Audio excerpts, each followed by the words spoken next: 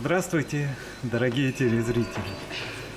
В эту благодатную и тихую рождественскую ночь православные люди собираются в храмах, чтобы прославить приход в мир Спасителя. Сердечно приветствуем вас из Введенского кафедрального собора города Чебоксары. У микрофона иерей Алексей Шевцов. Высокопреосвященнейший владыко!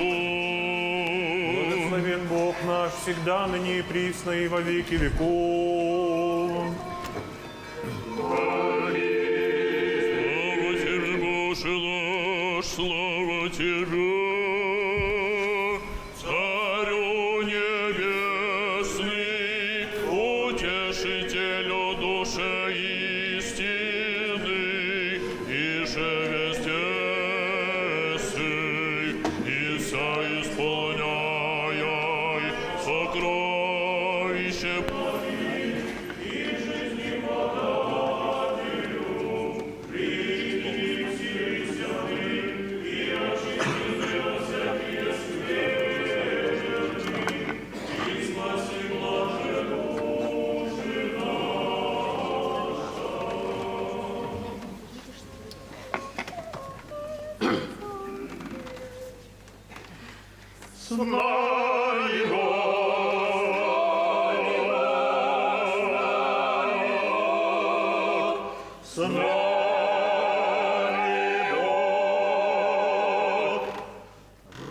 Разумейте, языцы, покоряйтесь, яко с нами Бог, услышите до последней земли, яко с нами Бог, яко с нами Бог могущий, покоряйтесь, яко с нами Бог, чего паки вы сможете, и паки побеждений будете, яко с нами Бог, и же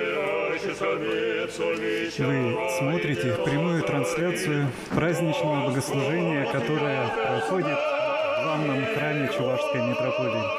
А совершает его высокопреосвященнейший Савватий, митрополит Чебоксарский и Чувашский, глава Чувашской митрополии.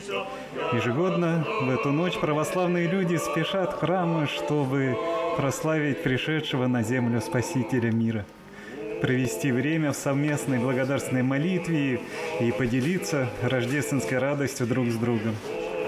Сегодня же многие из нас вынуждены встречать Рождество Христово вне храма. Кто-то остается дома по немощи или болезни, кто-то по роду службы отдает эту ночь трудам на благо людей, врачи, сотрудники экстренных служб, силовых структур, МЧС, но нет никаких преград. Никто и ничто, по слову апостола Павла, не может отлучить нас от любви Божьей. Благодаря прямой трансляции у нас с вами есть возможность соучаствовать в этом богослужении, молиться вместе с архиереем, созерцать красоту и величие рождественского торжества. Царские врата открыты, митрополит и сослужающее с ним священство вышло в центр храма. Митрополит встал на специальном возвышении в центре храма, которое называется кафедрой. И сейчас началось служение праздничного всеночного бдения, которое сегодня состоит из повечерия, утренней и божественной литургии. Звучит торжественное песнопение «С нами Бог». А песнопение сегодня исполняет архиерейский хор собора, регент Ксения Лина и хор воспитанников воскресной школы собора руководитель Галина Иванова. Бог крепок, властитель, начальник мира, яко с нами Бог. Отец будущего века, яко с нами Бог. С нами Бог. С нами Бог. С нами Бог, с нами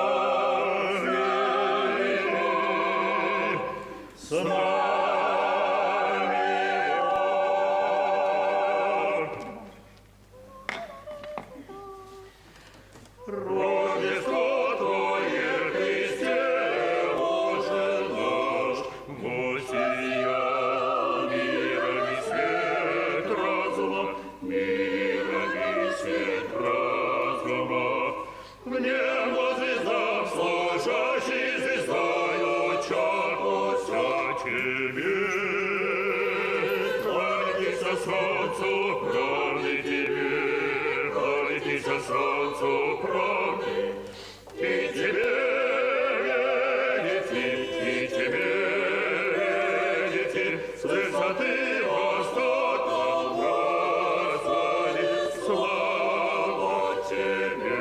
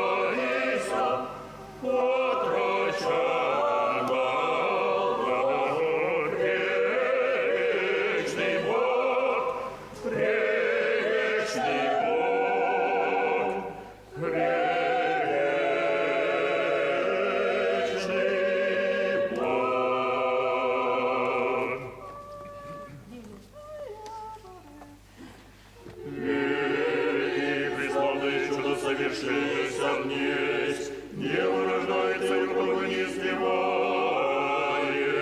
Зло воплощается, отца не отлучается, ангелы с пастырями славят, и мы с ними вопием, слава Вышней Бога и на земле.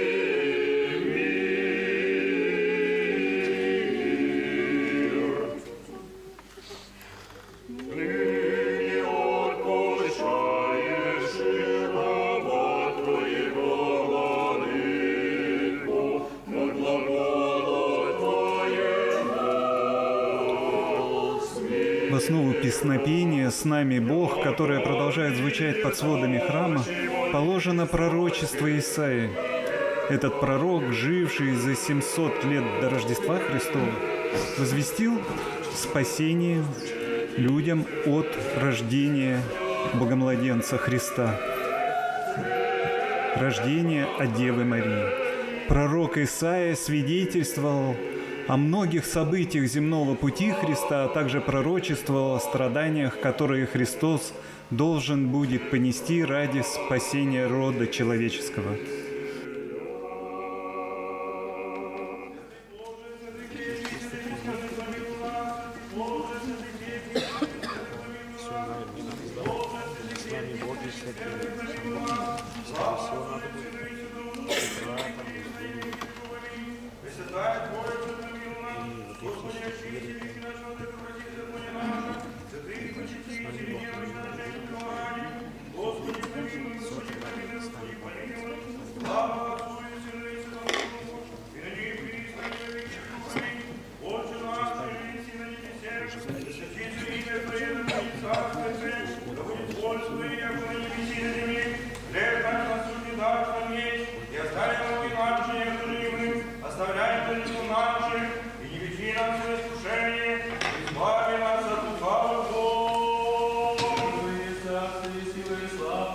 Отца и Сына и Святого Духа, ныне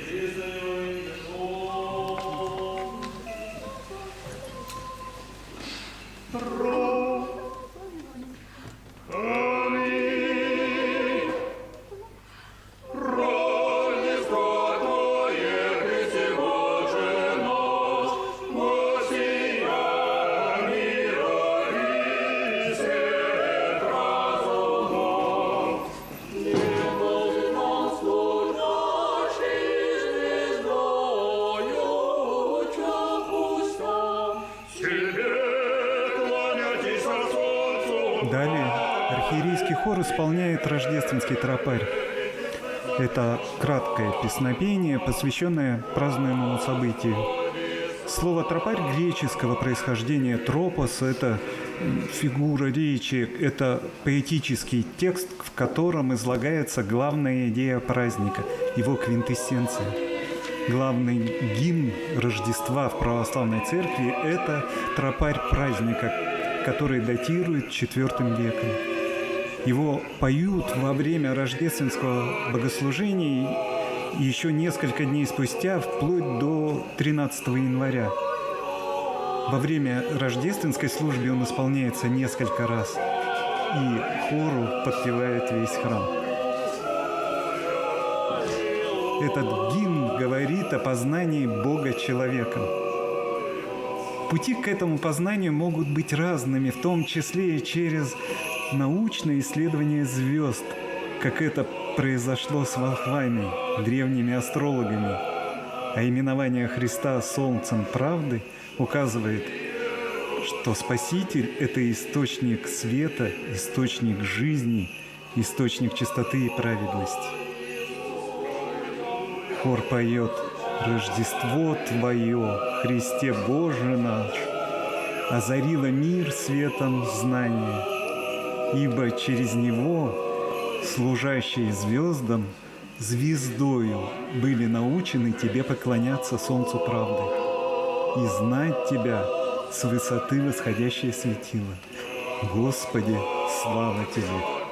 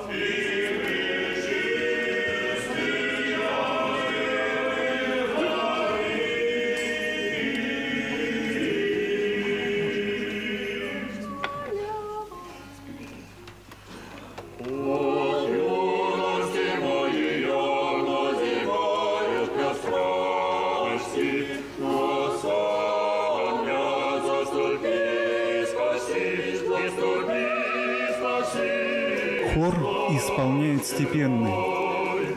Это степенные антифоны, они входят в состав праздничной утренней. Они созданы в подражание так называемым степенным псалмам, которые в ветхозаветные времена еще до Рождества Христова пели паломники на ступенях Иерусалимского храма. Антифоны – это способ, указывающий на исполнение песнопения. От греческого «антифон», что значит «противогласие», то есть петь попеременно, чередуясь на два хора.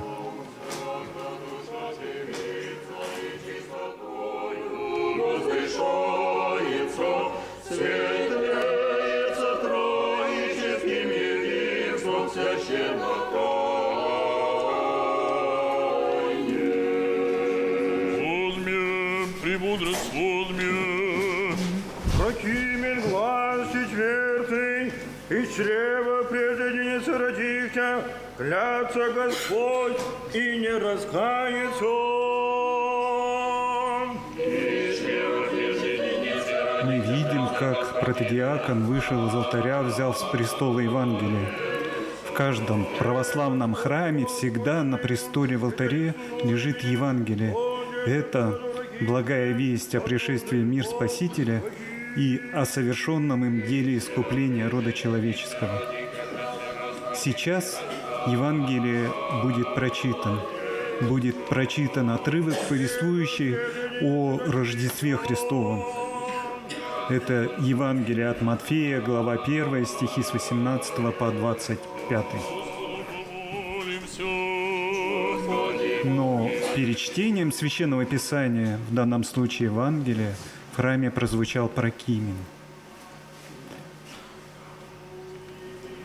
Это слово в переводе с греческого означает «предшествующий», так как чтение прокимена всегда предшествует чтению Священного Писания. Хвалите Бога во святых Его, хвалите Его во утверждении силы Его. Звучит второй прокимен, всякое дыхание дохвалит Господа. То есть все живое призвано прославлять своего Творца и Бога. И сподобитесь на слышание святого Евангелия, Господа Бога молим. Господи, помилуй, Господи, помилуй, Господи, помилуй. Премудрость прости, услышим святого Евангелия. Мир всем. Духу Твоему. От Матфея святаго Возглас «Премудрость прости», прозвучавший сейчас, можно истолковать так: «Внимание! Сейчас будет читаться божественная премудрость. Будем же стоять прямо, внимая с благоговением». Христово Рождество сит себе, обручение оба матери, бывшей матери Его Марии Иосифове, прежде даже не снитесь има, обрейтесь и имущи во чреве от Духа Свята. Иосиф же, муж ее, праведен сы, и не хотя ее обличите, восхоте тай пустите ее. Сия же ему помыслившу, си ангел Господень во сне явиси ему глаголя, Иосифе, сыне Давидов, не убойся, приятель Мариам, жены твоя, росшая бося, в ней от Духа есть свято, родит же сына и наречеши ему имя Иисус, той бо спасет люди свои от грех их. Сие же все бысть да сбудется реченное от Господа пророком, глаголющим, се дева во чреве приимет, и родит сына, и нарекут имя ему Иммануил, еже и сказаемо с нами Бог. Восстав же Иосиф от сна, сотвори, яко же повеле ему ангел Господень, и прият жену свою, и не знаешь, и я доди же ради сына своего первенца, и нарече имя ему Иисус.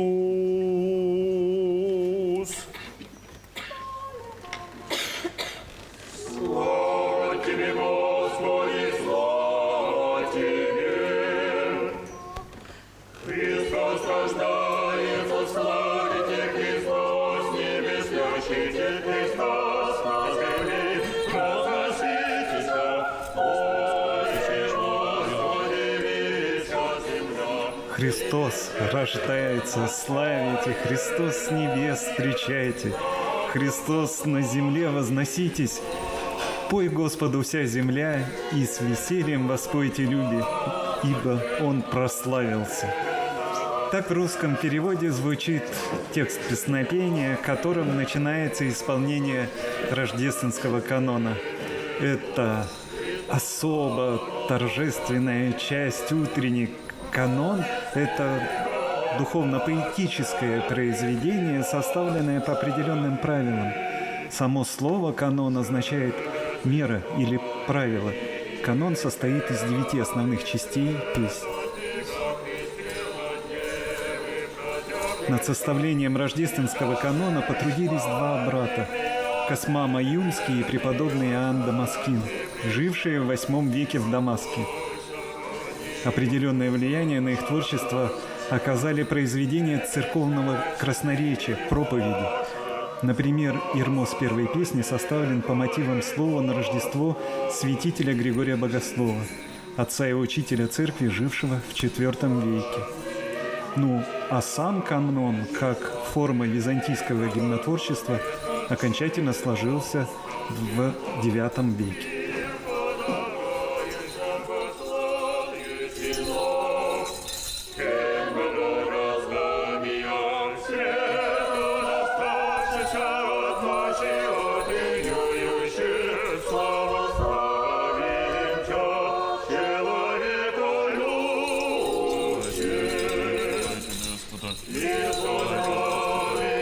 Слово «ирмос» означает «связка». Это песнопение связывает между собой песни, основные части канона, состоящие из тропарей. Певчески исполняемые ирмосы как будто оплетают тропари, которые читаются речитативом, поэтически раскрашивает слова тропарей. Сегодня служба праздничная, поэтому пропевается все. Ирмосы пропеваются, и все элементы богослужения, включая убранство храма, возгласы священнослужителей, подчинены единой цели – настроить человека на особый, праздничный и молитвенный лад. Способствовать тому, чтобы его ум и сердце были устремлены к Господу. В богослужениях и таинствах церкви, которые являются местом встречи человека со своим Творцом, нам приоткрываются завесы вечности. И уже здесь, на земле, дается предвкушение грядущей полноты бытия и неизреченной радости богообщения.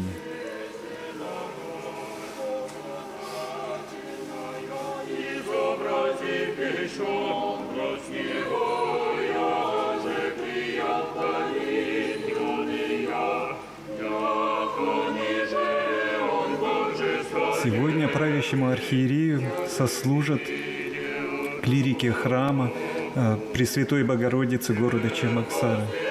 Протоиерей Вениамин Пегасов, ключарь кафедрального собора, протоиерей Алексей Кошкин, председатель епархиального церковного суда, председатель епархиальной комиссии по брачным вопросам, иерей Максим Подшибякин, руководитель воскресной школы при Введенском кафедральном соборе города Чебоксары, иерей Николай Корниенко, руководитель епархиального отдела по взаимоотношениям церкви с обществом, иерей Александр Михайлов, протодиакон Валерий Краснов, председатель епархиального информационного отдела, клирик Введенского кафедрального собора. Диаконский чин возглавил диакон Евгений Поляков.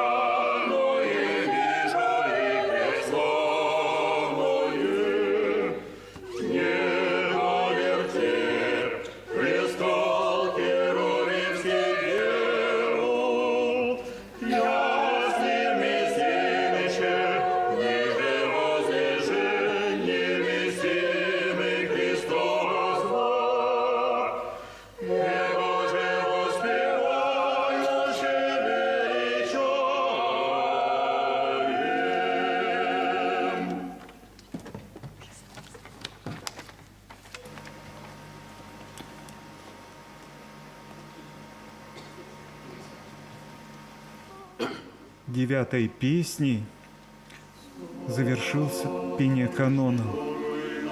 Протодиакон провозгласил песнь, прославляющую Деву Марию. Сегодня мы празднуем величайшее событие. Сын Божий воплотился, принял плоть, человеческую природу от Святой Девы Марии, чтобы уврачевать, восстановить эту поврежденную грехом природу, спасти человечество от последствий первородного греха и вечной смерти.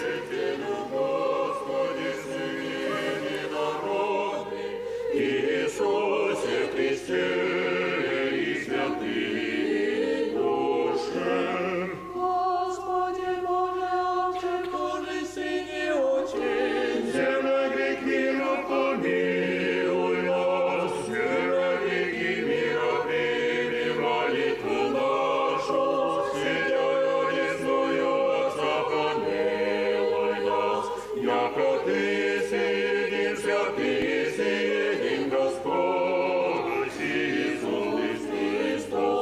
славу Бога Отца. Аминь. Господи, благословлю Тя И восхвалю имя Твое во веки и век веков. Сподобни, Господи, мне все без греха сохранитесь. Митрополит Савватий, стоя на кафедре в центре храма, осенил всех молящихся дикирием и трикирием. Это светильники, 2 и 3 свечи. И они имеют, как и все в храме, свою особую символику. 3 свечи символизируют Святую Троицу, Отца, Сына и Святаго Духа. А 2 свечи символизируют 2 природы, божественную и человеческую, единые в божественной личности Господа нашего Иисуса Христа. Эту же вероучительную истину исповедует каждый христианин, осеняя себя крестным знамением. Мы складываем пальцы определенным образом, 3 вместе и 2 прижимая к ладони.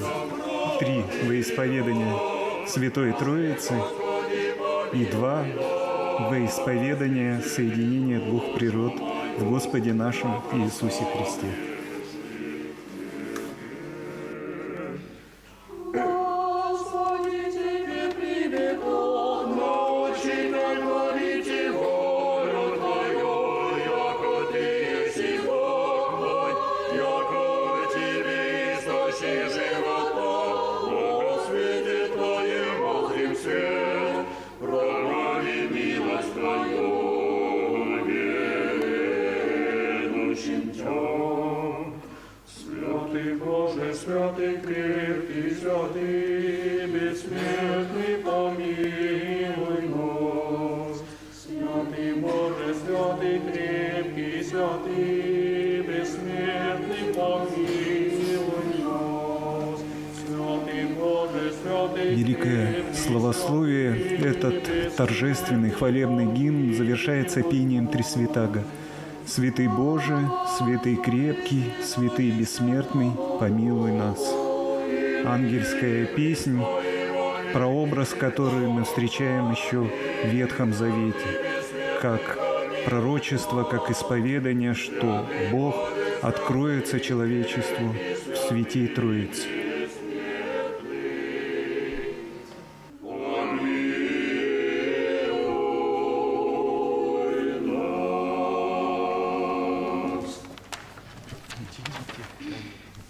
Исполним утреннюю молитву нашу, Господи, вим. Наступи, спаси, помилуй, сохрани нас, Боже, Твоей благодатью. Для всего совершенно свято-мирно, безгрешного Господа просим. Подходит к концу последование утреннее Рождества Христова. Отец-диакон произносит просительную ектению. Слово «ектеня» греческое в переводе на русский язык означает «протяженное моление» и по форме представляет собой своеобразный диалог между диаконом и возглашающим прошение и хором, отвечающим ему. Продиакон возглашает молитвенное прошение, а хор от лица верующих отвечает «Подай, Господи». Именно отсюда название этой ектении «просительное». Но точно так же, как диалог диакона с хором, точно так же должен происходить и диалог человеческой души и Бога в нашей молитве в храме и в нашей молитве перед экранами телевизоров.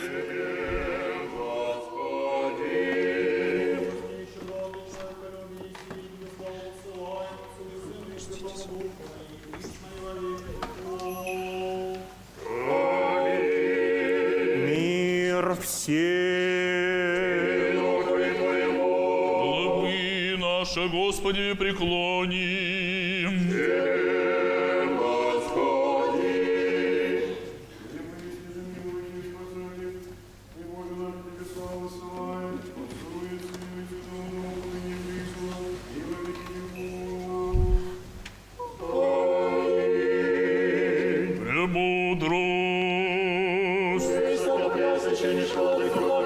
Эта часть богослужения завершается отпустом, заключительной молитвой.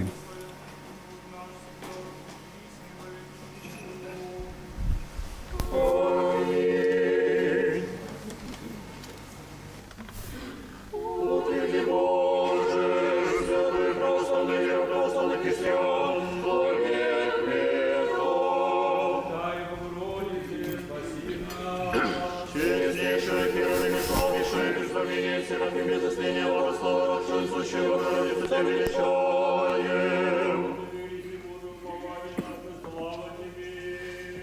Слава Отцу и Сыну и Святому Духу, и ныне и присно, и во веки веков. Аминь. Господи помилуй, Господи помилуй, Господи помилуй. Высокопреосвященный Архиерей произносит отпуст, стоя на кафедре. И же в вертепе родивый сии, в яслях возлегей нашего ради спасения Христос, истинный Бог наш, молитвами пречистые свои матери, святых славных и всехвальных апостолов, и всех святых помилует и спасет нас, яко благ и человеколюбец. и славите Господа. «Исполаете деспота», то есть на многие лета владыка. Это греческий язык. Богослужение, как известно, пришло к нам из Византии, и греческий язык там был богослужебным языком. Очисти нас грешных. «Исполаете деспота», владыка, Из числа многое лет. согрешив, создавай нас, Господи, прости нас грешных.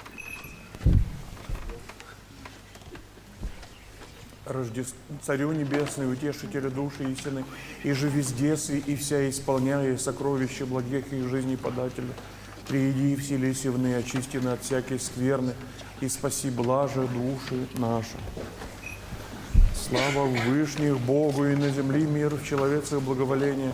Слава в вышних Богу и на земли мир, в человецах благоволение.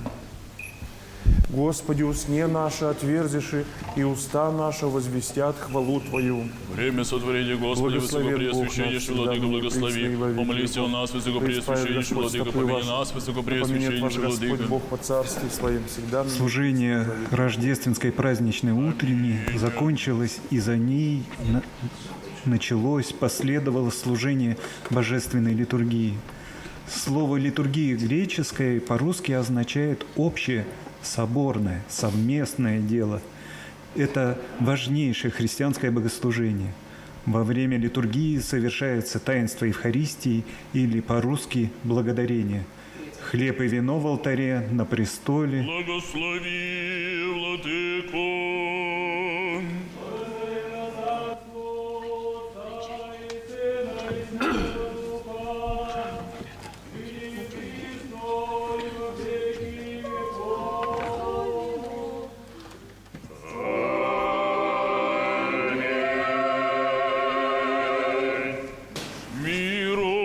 Хлеб и вино в алтаре на престоле, по соборным молитвам всех собравшихся в храме, по действию Святого Духа притворяются в тело и кровь Христова. Господу помолимся. И в конце службы преподаются верующим для причащения, во оставление грехов и в жизнь вечную.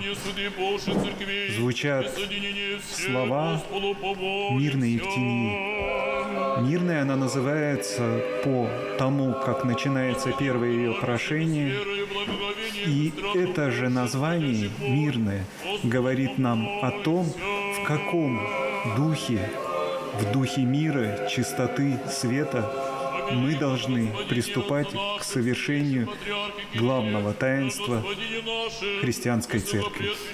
Митрополите Савватий, честне при свидетельстве во Христе диаконстве, и о всем прищи людях, Господу помолимся.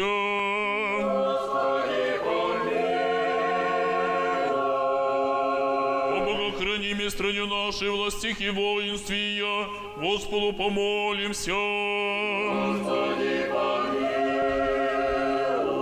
О граде всем, всяком граде, стране верующих, живущих в них, Господу помолимся. Литургия православная очень компактная служба, очень энергичная служба. Она очень быстро ведет нас к свету, к радости, общения с Богом.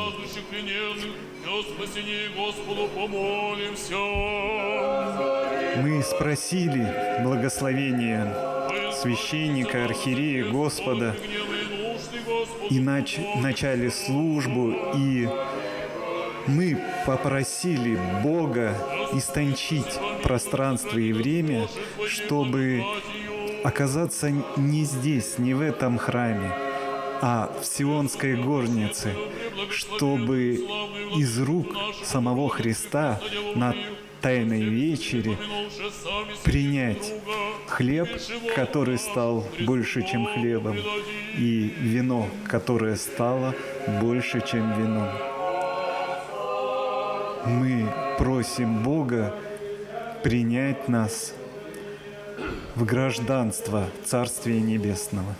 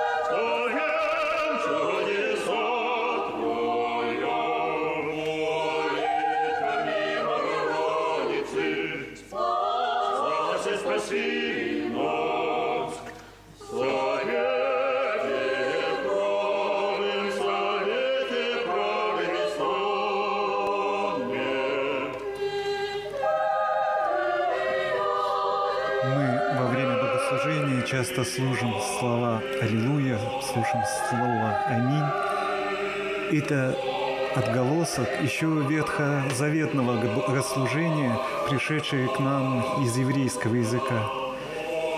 И значит, они призыв к восславлению Бога и слова воистину, так оно и есть. То есть вся служба представляет собой диалог.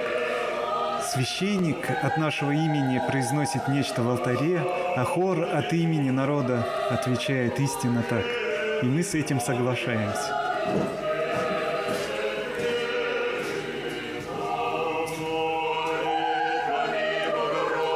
И очень важно нам всегда помнить, что вместо нас хор, батюшка, диакон, чтецы и архиерей не молятся. Каждое слово, которое произносится в храме, нужно пропускать через себя, через свой разум, через свое сердце.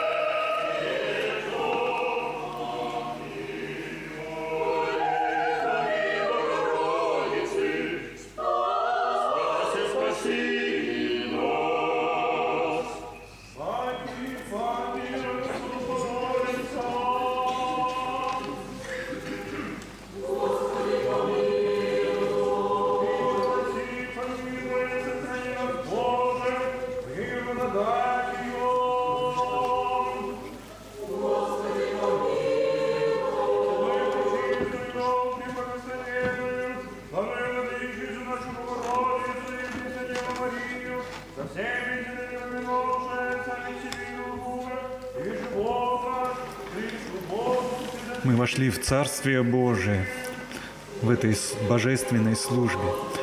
А для того, чтобы войти в Бога, необходимо потеснить себя самого. Это закон любви.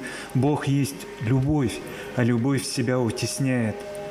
Она начинает жить не собой, а другим, по слову апостола. Любовь не ищет своего. Обратите внимание, насколько неэгоистичны первые молитвы, которые произносятся в храме. Это молитвы о всем мире, о человечестве, о стране.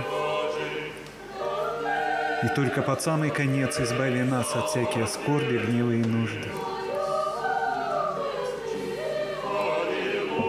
И сейчас мы слышим антифонное пение,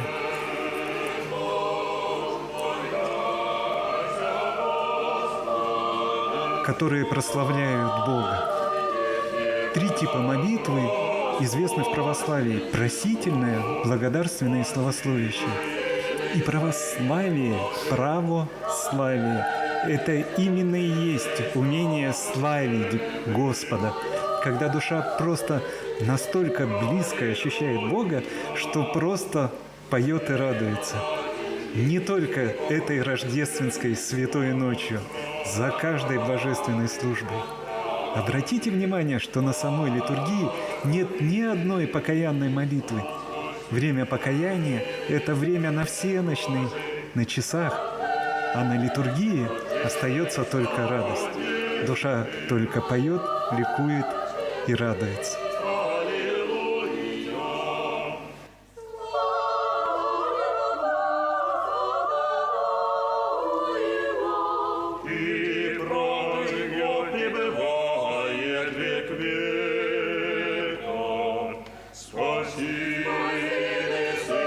Как отрадно видеть, что храм сегодня наполнен молящимися.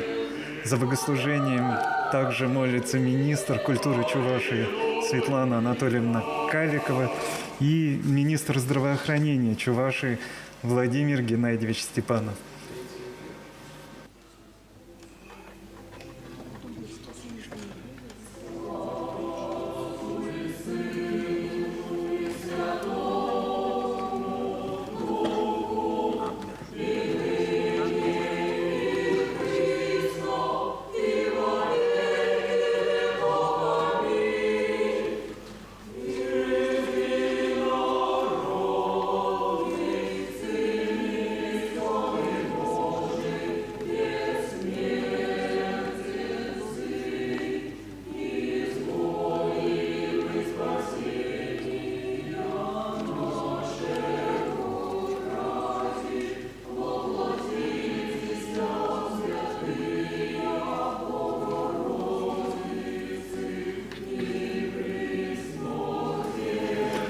А сейчас звучит историческая вставка в древнюю ткань нашей литургии. Она довольно древняя, появилась примерно с VI века.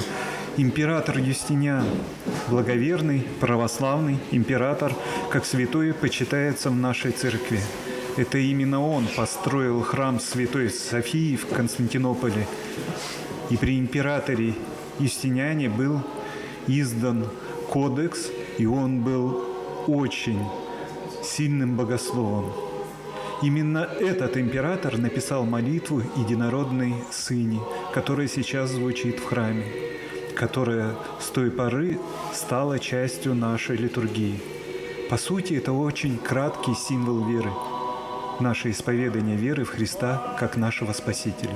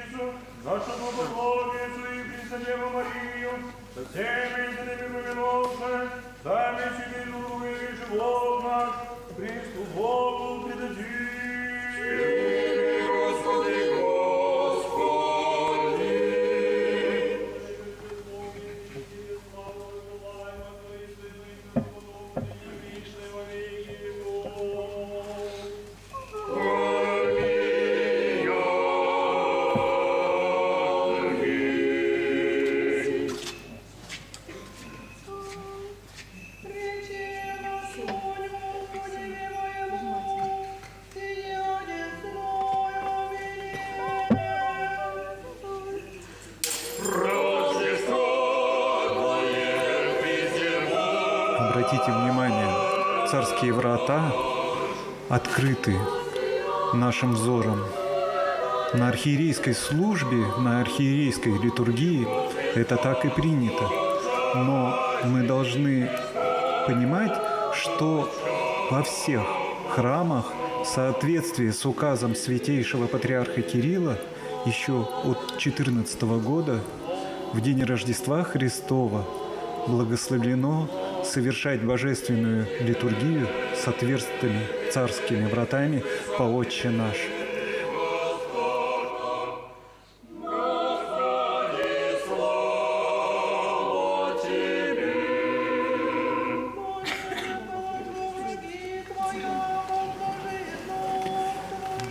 Храм, его пространство организовано таким образом, что мы идем из притвора в сам храм, и священнослужители проходят дальше в алтарь не только в пространстве, но и во времени. Если притвор знаменует собой еще Ветхий Завет, сам храм – это наше время, а алтарь – символ Царствия Небесного, святая святых. И открытые царские врата свидетельствуют нам сегодня о том, что воплощением Бога, рождением Сына Божьего мы все обрели возможность войти в Царствие Небесное. Сейчас происходит вход с Евангелием. Раньше Евангелие приносили из-за пределов храма, и через Ветхий Завет, через Новый Завет проходили с ним в алтарь. Сейчас мы поступаем по-другому. Выходим с Евангелием из алтаря и снова в него входим. Но смысл остался тем же. Ныне Царствие Небесное не закрыто для людей. Стоит только людям пойти за солнцем правды, за Христом, разглядеть в этом младенце, который лежит в яслях, в хлеву Бога, Творца, Спасителя мира.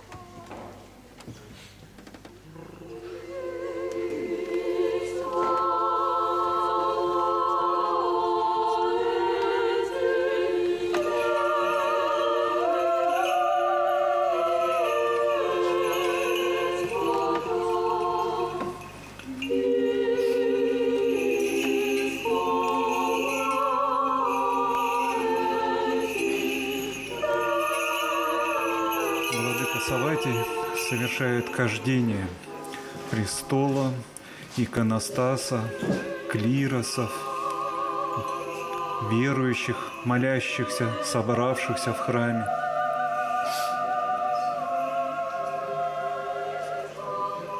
И это очень символичное действо.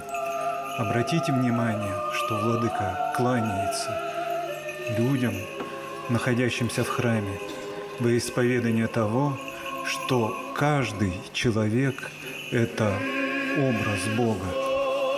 Каждый человек – это икона Творца.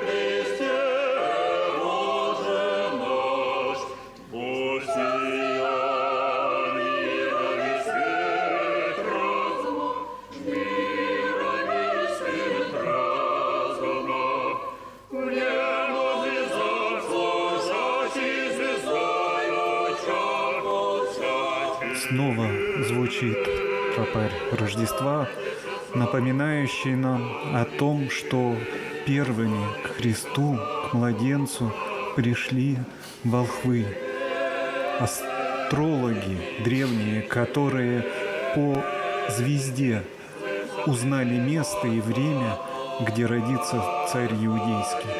Не побоялись, пришли из темноты своего языческого мира туда, где они знали, их ждет спасение.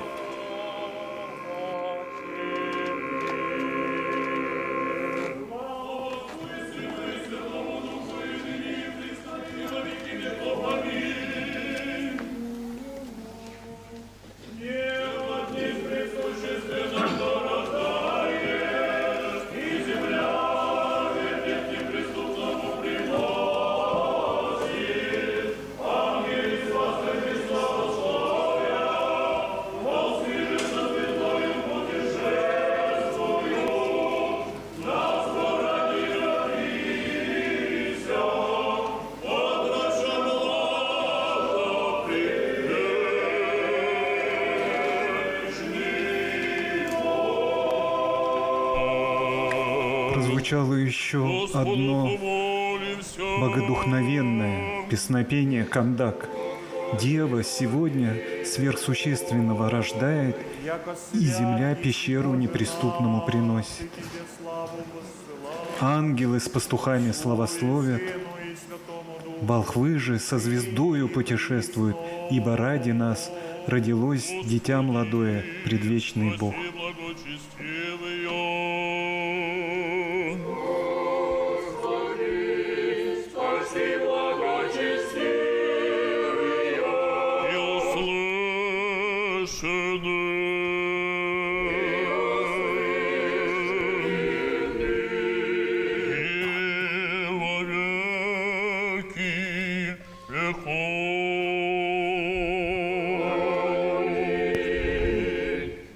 Во Христа Христе,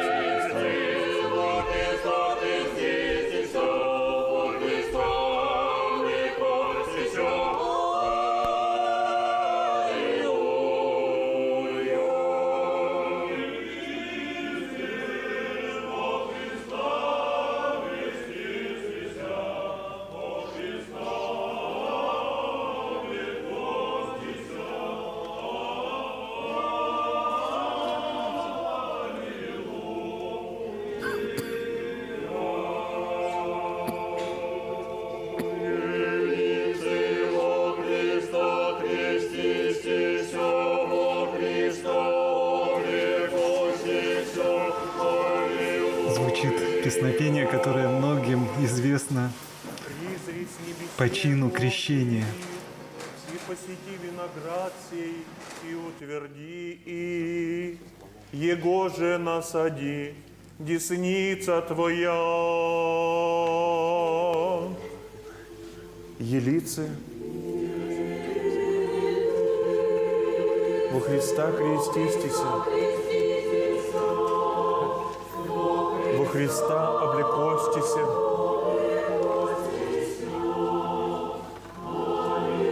Аллилуйя. Благословен гряды во имя Господне. Елицы во Христа крестистися, во Христа облекостися. Те, кто крестился во Христа, оделся, облегся в Него. Это призыв нам не просто по форме быть христианами, а сделать так своей жизнью, чтобы Христос жил в нас, чтобы другие люди видели, как светил и как прекрасен наш Бог.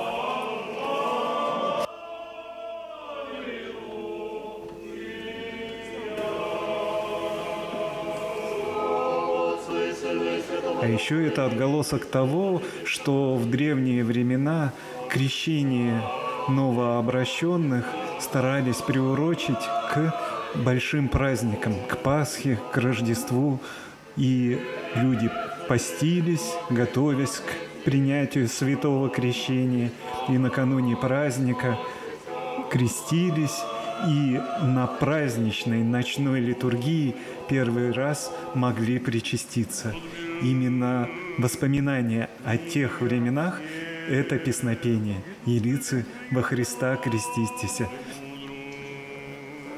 Имен глаз осьмый, вся земля, да поклонится Тебе и поет Тебе, да поет же имени Твоему Вышний. Отец протодиакон произносит прокимен. Это стих из Священного Писания Ветхого Завета, относящийся к исполнению пророчества и к праздному событию. Этот прокимен предшествует чтению Священного Писания. В данном случае чтению послания апостола Павла Галатам.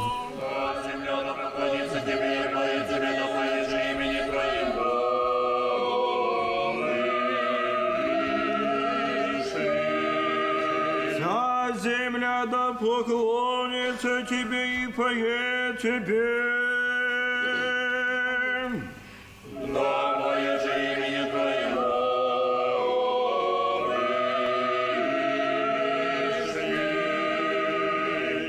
Премудрость. Галатам послание святого апостола Павла, чтение.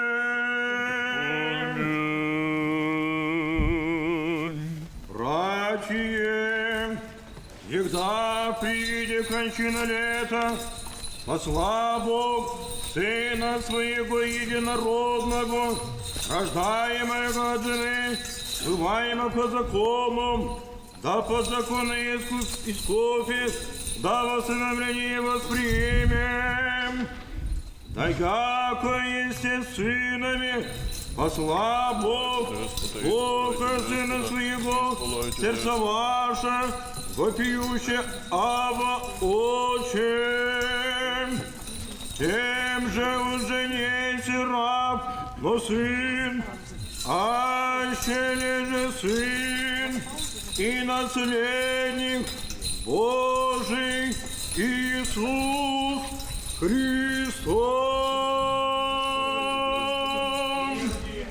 И духове Твоему, аллилуйя, аллилуйя, аллилуйя. Апостол нам говорил, когда пришла полнота времени, Бог послал Сына Своего Единородного, который родился от жены, подчинился закону, чтобы искупить подзаконных, дабы нам получить усыновление.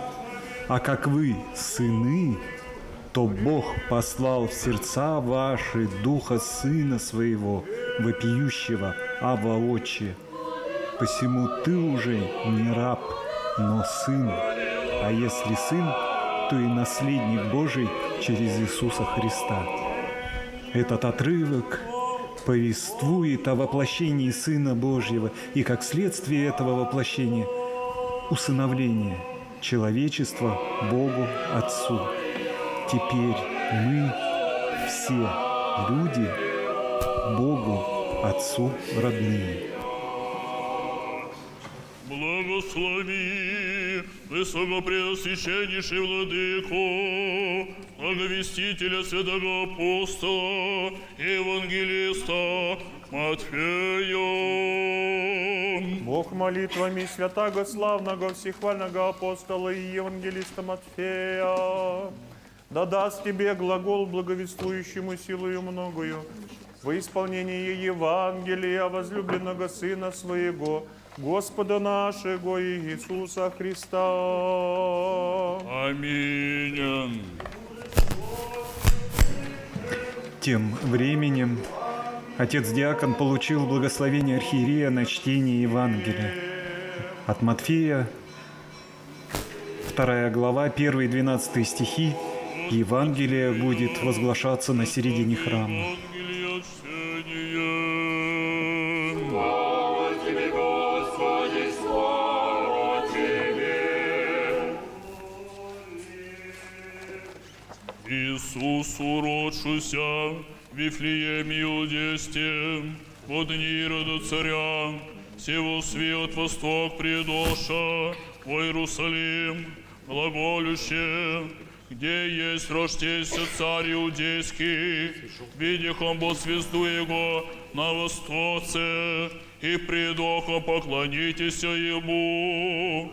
Слышавший Ирод царь, смутися, и вся Иерусалима с ним, и собрався первосвященники и книжники людские, вопрошаши от них, где Христос рождается, они же рекоша ему в Вифлееме Иудейсте. Так обописано есть пророком, и ты, Вифлееме, земле Иудова, ничем же меньше еси во владыках Иудовых, из тебе, бо, исцидет вождь, и же упасет люди своя Израиля. Тогда Ирод тай призвал волхвы, испытавши от них время, явшейся звезды, и послав их в Вифлеем, рече: шедши испытайте, известно отрачати, егда же обрящете, возвестите ми, якуда я шед, поклонюся ему. Они же, послушавши царя Идоша, и се звезда, и уже видяша на востоце, идяше пред ними, донде же пришедши ста верху, иде же Петроча. Видевши же звезду, возрадовавшися радостью велисело, и пришедше во храмину увидевши отроча, сморив матери его, и паши поклонившися ему, и отверше сокровище свое, принесоша ему дары, злато и ливан и смирну. И весть, приемше во сне, не возвратитесь ко Ироду, иным путем от Хидоша во страну свою.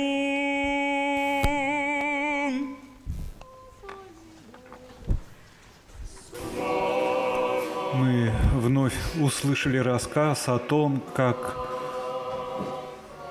древние астрологи волхвы пришли в Иерусалим с востока, спрашивая, где родившийся царь Иудейский, ибо мы видели звезду его на востоке и пришли поклониться ему.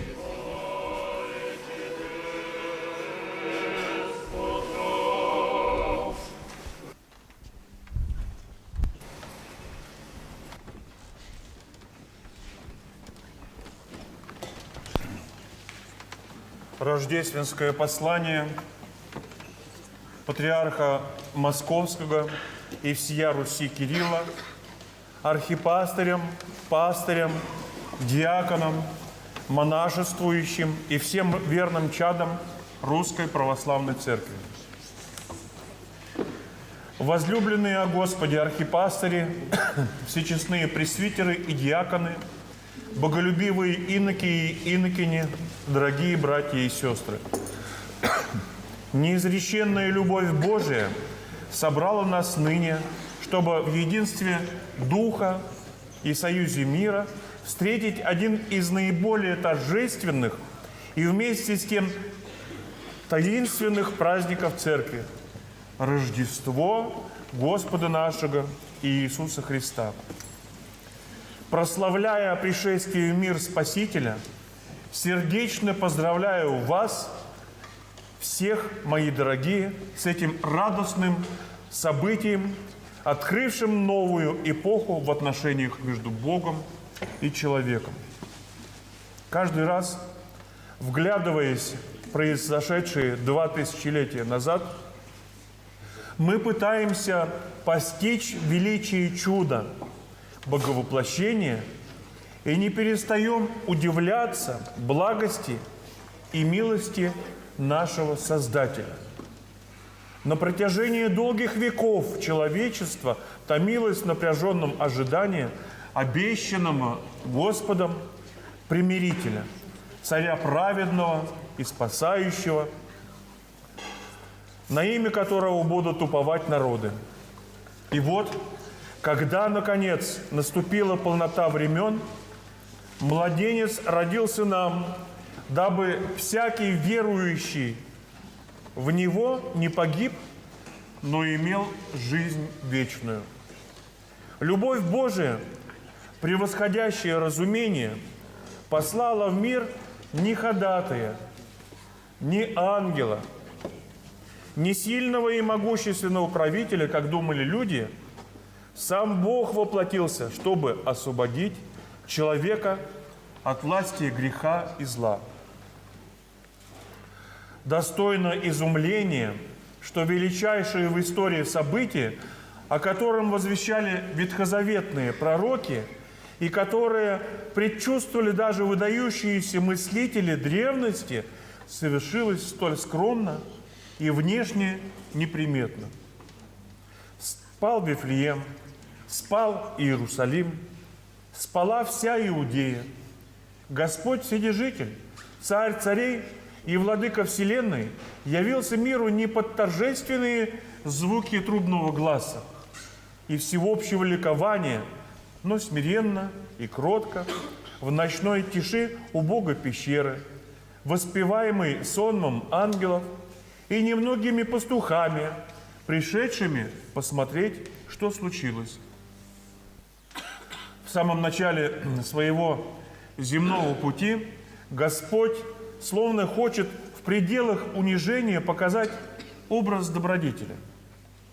Размышляет святитель Иоанн Златоуст. Так благородно поступает только совершенная любовь, которая не ищет своего, не выставляет себя на показ и не требует почета и славы, но готова переносить ради пользы ближних все лишения и все скорби. Именно поэтому, продолжает Вселенский Учитель Церкви, Господь принимает мое тело, чтобы я вместил Его Слово, и, приняв мою плоть, дает мне своего Духа, чтобы и давая, и принимая, сообщить мне сокровище жизни. В этом и открылась нам преизобильная любовь Божия, что мы получили истинное сокровище жизни, самого Господа, из которого все им и к Нему. Любовь – настоящая причина и движущая сила божественных поступков. Он привел в бытие мир и сотворил человека, щедро наделив его дарами.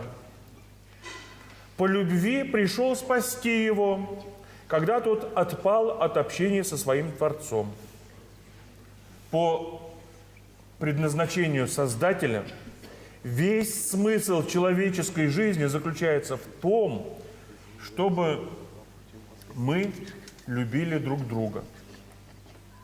Но как этого достичь в мире, где столько зла и ненависти. Для этого, прежде всего, необходимо открыть и отдать свое сердце Богу. Только Он может изменить и расширить его, чтобы оно, ныне такое немощное и ограниченное, стало способным вместить в себя и ближних, и дальних, и благотворящих, и обидящих нас, всех тех, кого мы призваны любить по заповеди Христовой, подражая в совершенстве нашему Небесному Отцу. Склоняясь в молитве перед новорожденным Богомладенцем, подумаем, а какой же дар предложим мы Владыке Вселенной? Может ли быть вообще нечто достойное и соразмерное величию превеликого Творца, превечного Творца? Да, есть такой ценный дар, которого больше всего желает Господь. Наше смиренное, любящее и милующее сердце.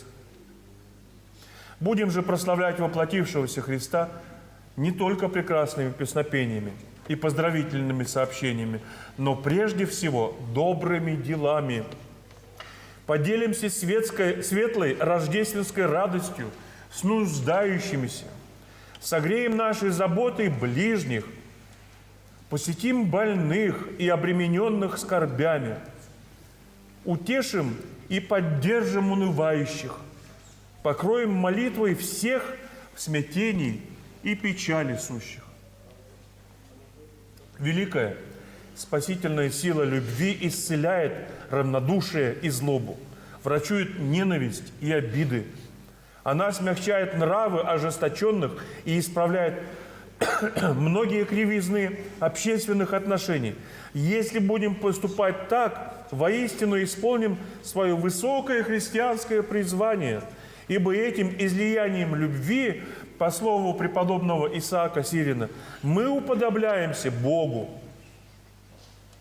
Тайна Боговоплощения – это тайна реального присутствия Бога в мире. Апостол и евангелист Иоанн, прозревая жизнь будущего века, свидетельствует о всецелом пребывании Господа с людьми. Он будет обитать с ними, они будут Его народом, и сам Бог с ними будет Богом их. Откровение, 21 глава, 3 стих. Однако это неизреченное тайное божественного присутствия начинает осуществляться уже здесь, на земле, ибо с Рождеством Спасителя исполнилось время и приблизилось Царствие Небесное. Мы зримо входим в эту реальность, образуя единую, святую Церковь Христову, через которую все мы, мои дорогие, являемся посланниками и представителями всего Вышнего Царствия любви. Это удивительное и глубокое переживание «С нами Бог» составляет сущность таинственной, сокровенной жизни Церкви. Будем помнить о том, что если сам Вседержитель, Альфа и Омега, начало и конец, первый и последний, заключил в свои объятия человеческую историю и обещал пребывать с нами во все дни до скончания века, то нам нечего страшиться и бояться тревожных обстоятельств нынешнего времени. Откликаясь на великую любовь Спасителя, научимся же полностью вверять себя Господу и уповать на Его благой помысл, дабы и до второго славного пришествия Христова, даже до последних земли, с дерзновением и радостью свидетельствовать, яко с нами Бог. Кирилл, патриарх Московский и всея Руси, Рождество Христово 2023-2024 года, город Москва. Рецем все, вся душа от всего помышления нашего рецем.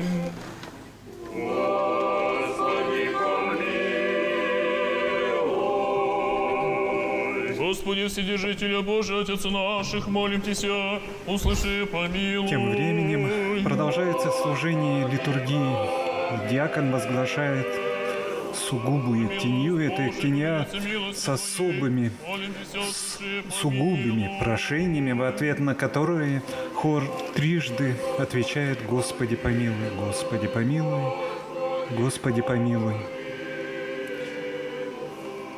Еще молимся о великом Господине Отце нашем, святейшем Патриархе Кирилле, и о Господине нашем высокопреосвященнейшем митрополите Савватии, и о всей во Христе, братья наши.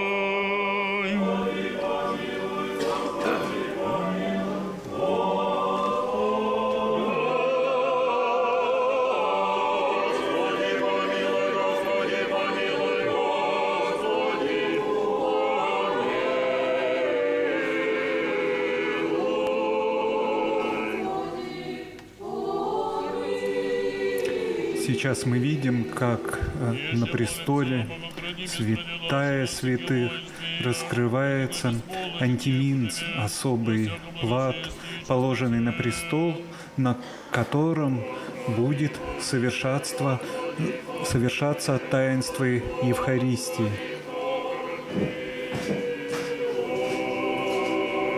Антиминц присутствует на престоле в каждом православном храме. Он даруется храму в момент его освящения. И только при наличии антиминца можно служить божественную литургию. Очень интересно происхождение этого плата. В него, в каждый антиминц зашита частичка мощей какого-то святого. Это напоминает нам о первых службах первых христиан. В Римской империи христиане были гонимы и вынуждены были прятаться в катакомбах, чтобы служить там в неприкосновенности от гонящих их властей. Катакомбы — это были римские кладбища. Это были места, где хоронили в том числе и убитых православных святых мучеников. Понятно, что молиться первые христиане предпочитали на могилах именно своих единоверцев, мучеников. Поэтому антиминц и содержит частичку мощей.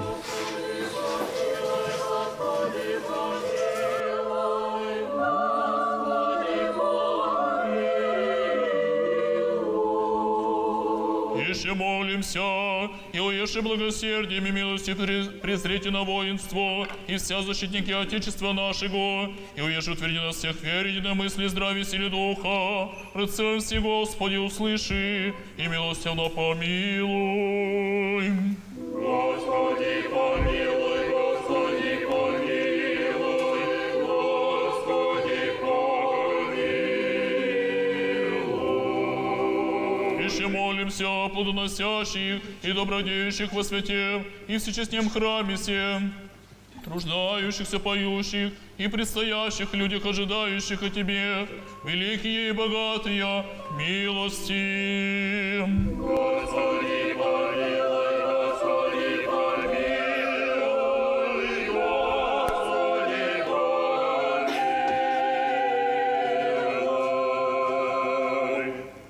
Господи Боже сил, Боже спасения нашего, презри в милости и на смиренные рабы Твоя, услыши и помилуй нас, все бобрани, хотящие, ополчившиеся на Святую Русь, чающие разделите и погубите единый народ ее. Восстань, Божия, помощь людям Твоим, и подашь нам силою Твоею победу.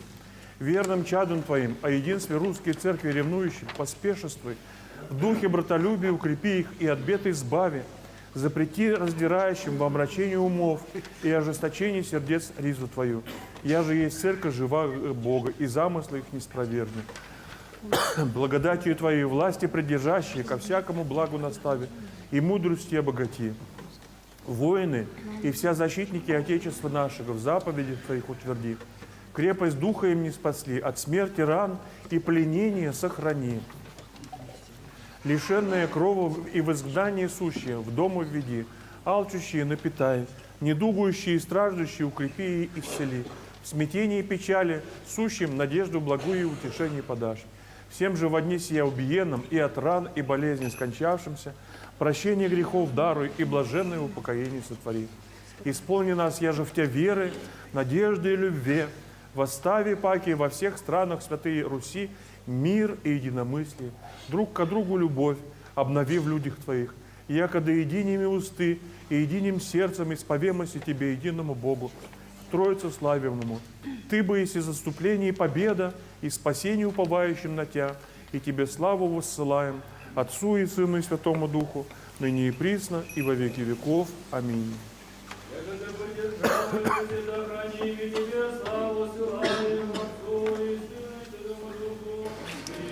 За богослужение молятся депутат Государственной Думы России Анатолий Геннадьевич Аксаков, ктитор строящегося собора в честь преподобного Сергия Радонежского.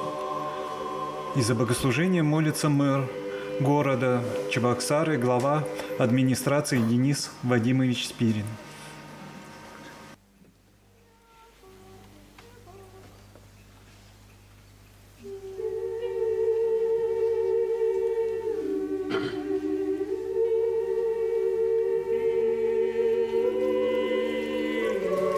Мы с вами видим, как митрополит Савватий совершает символическое действие омовения рук.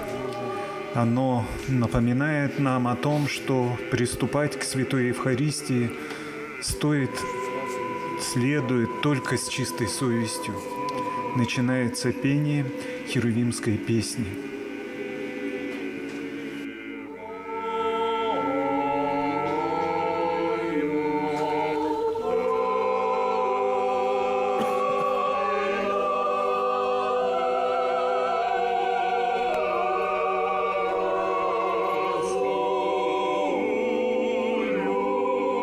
Херувимы тайно образующие, и животворящие Троицы Пресвятую песню припевающие, всякое ныне житейское отложим попечение.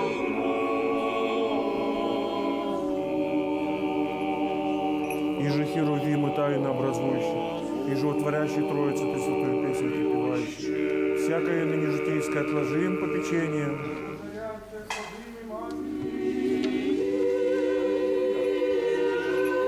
И же Херувимы тайно образующие, и животворящие Троицу Пресвятую песню припевающих, всякое ныне житейское отложим попечение.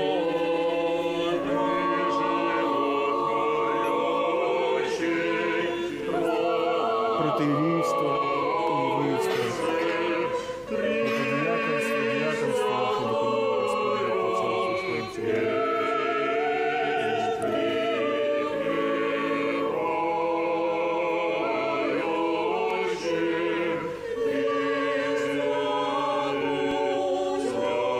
Вас всех да поменет Господь Бог во Царстве Своем, всегда ныне и присно и во веки веков.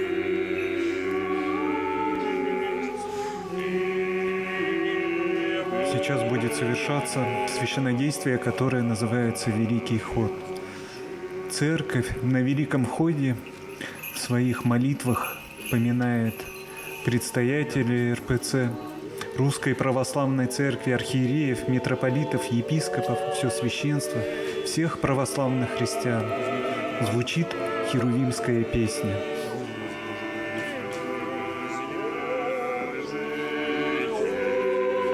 По сути, это зенит, это середина литургии, то, что было до этого, называлось литургией оглашенных или литургией слова, а дальше начинается литургия верных.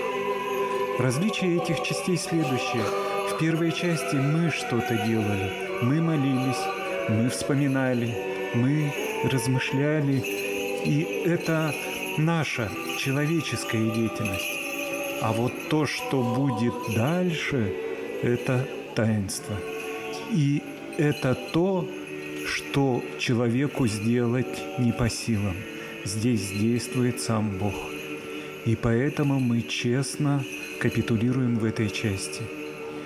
И молитва, которая сейчас поется, иже херувимы. То есть мы сейчас подобны ангелам, которые просто как свидетели изумляются перед лицом Божьим. То, что может сделать человек на литургии, он может полюбить Бога, с любовью вспомнить Христово рождение и Христову жертву, принести свое сердце, свое время принести Богу, но этого мало. Мы можем перед Богом изъявить свою тоску по Нему, но заполнить эту тоску, заполнить эту бездну между человеком и Богом может только сам Господь. И это уже мистика, это уже таинство.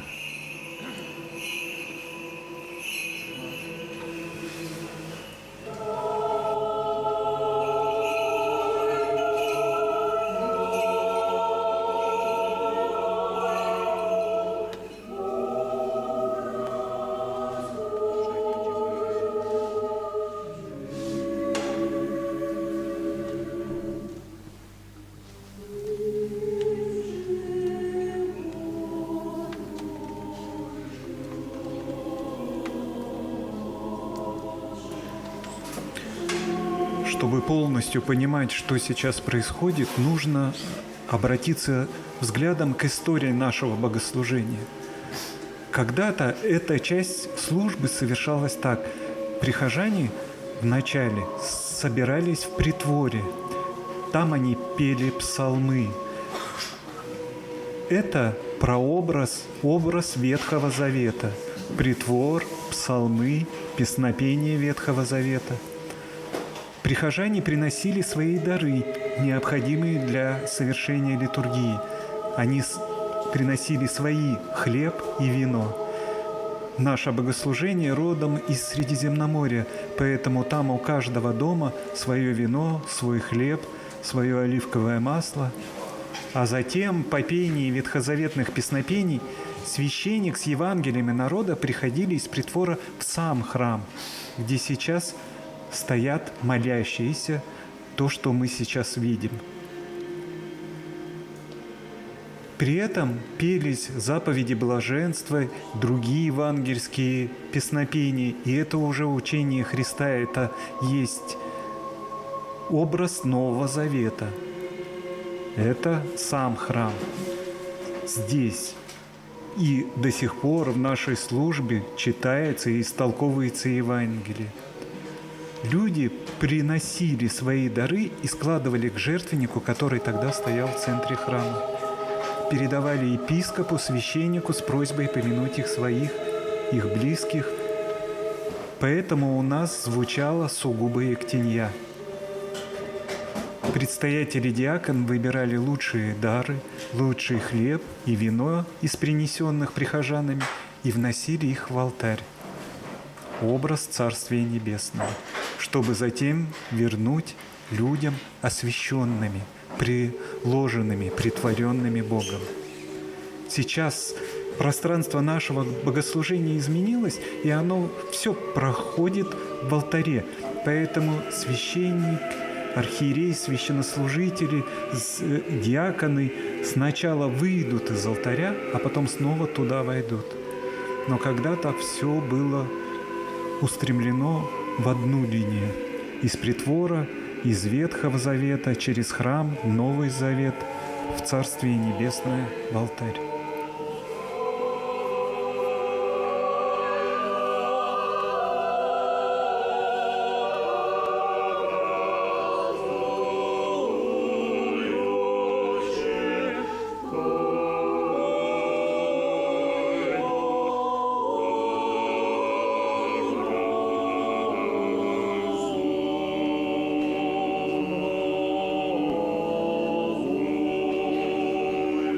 Thank you.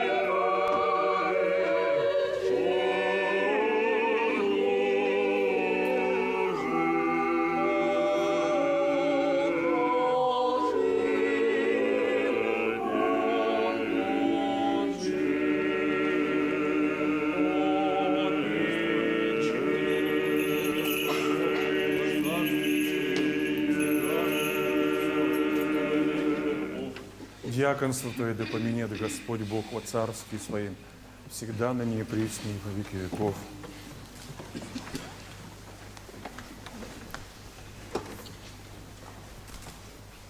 Великого Господина и Отца нашего Кирилла, святейшего Патриарха Московского и всея Руси, Свято-Троицкий Сергиев Лавры, Священноархимандрита, да поменет Господь Бог во Царстве Своем, всегда, ныне и присно, и во веки веков.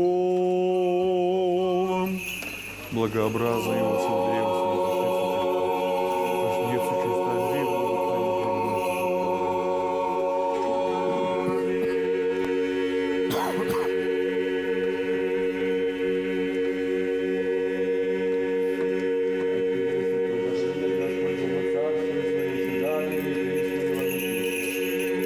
Протоиерейство Твое да поменет Господь Бог во Царстве Своем, всегда ныне и присно, и во веки веков. Преосвященные митрополиты, архиепископы и епископы, и весь священнический и монашеский чин, благотворители и благоукрасители, блаженных создателей святого храма сего, настоятеля, братью, прихожан святого храма сего, и вас, всех православных христиан, да поменет Господь Бог во Царстве Своем, всегда, ныне и присно, и во веки веков. По гробе плотски воде душе, Бог хранит стальной.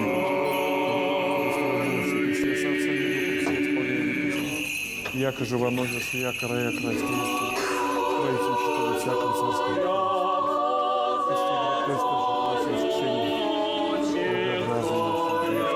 Совершен великий вход.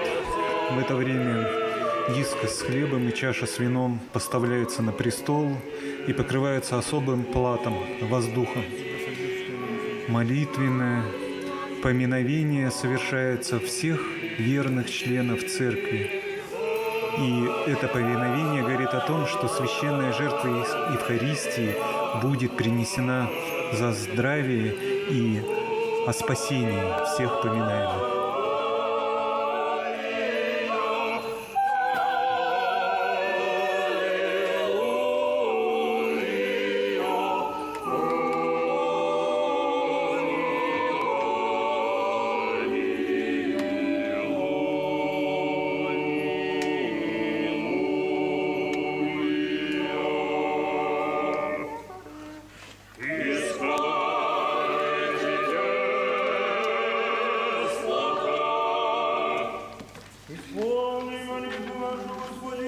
Господи, Мы вновь услышали песнопение из Палаити Деспота, что с греческого языка переводится как «многие лета владыка». Диакон произносит прошение так называемой просительной ектении, в то время как архиерей в алтаре продолжает читать тайные молитвы. Тайными они называются не потому, что их содержание скрыто, а потому что они произносятся предстоящим вполголоса, не велигласно, как сказано в уставе. В просительной ектении звучат самые жизненные прошения, самые важные для духовной жизни каждого православного христианина. И хор на эти прошения диакона отвечает: «Подай, Господи». А в это время архиерей молится о том, чтобы Бог сподобил его принести в жертву духовную святые дары и ниспослал на эти святые дары, а также на всех верующих благодать Святаго Духа.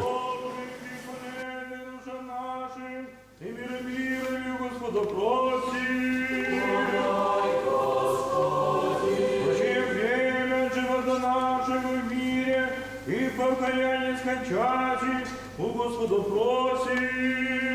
Подай, Господи. Христианские кончины живота нашего безболезненно, непостыдно, мирно, доброго ответа на страшном суетчестве просим.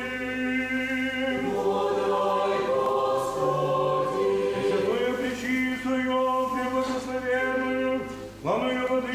нашу Богородицу и Преснодеву Марию, со всеми заними уже, сами себе и друг друга, и весь живот наш Христу Богу предадим.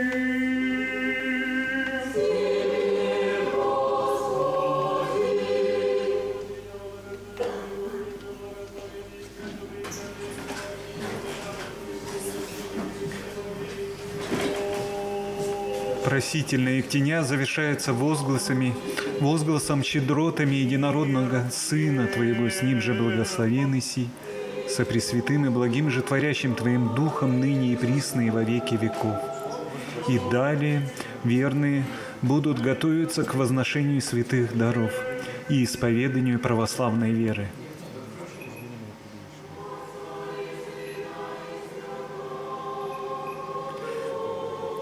Архиерей преподал мир всем, и об этом возгласе мы уже говорили сегодня и неоднократно слышали его, этот возглас.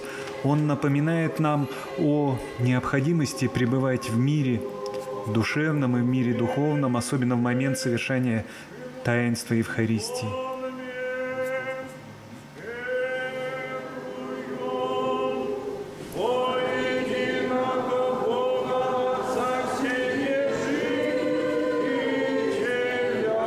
Весь храм поет символ веры.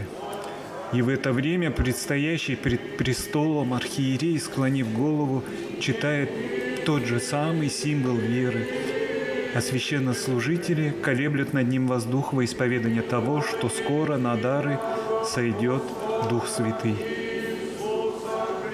А символ веры – это основные истины православного вероучения. Составлен он был отцами Первого и Второго Вселенских соборов. Соответственно, в 325 году в Никее и в 381 в Константинополе. Символ веры называется Никея Цареградский.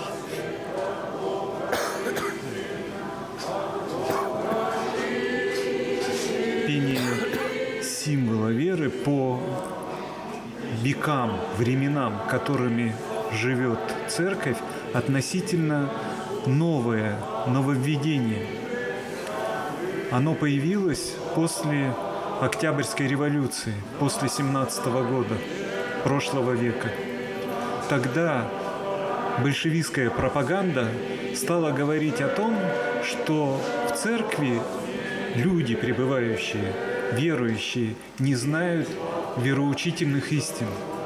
И тогда церковь очень деликатно и очень доходчиво объяснила новой большевистской антирелигиозной власти, что на самом деле православные люди очень хорошо знают свою веру, знают, кому и как они молятся, кого они прославляют. Православная церковь ввела общее, соборное, всем храмам, всеми верующими пение символа веры.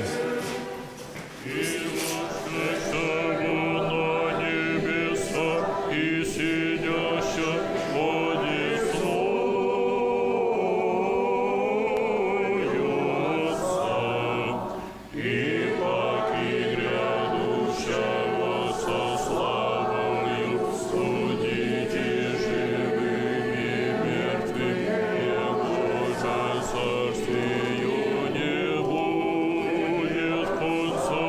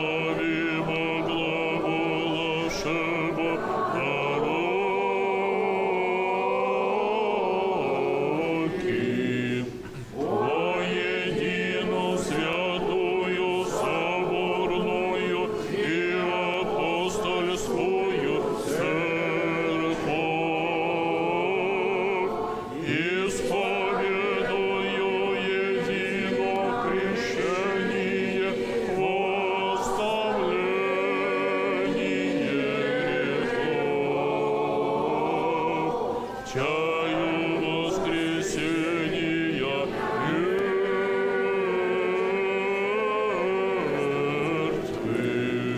и жизни будущего века. Аминь. Храним добре, храним со страхом, помним с надежным ношением, и мило приносите.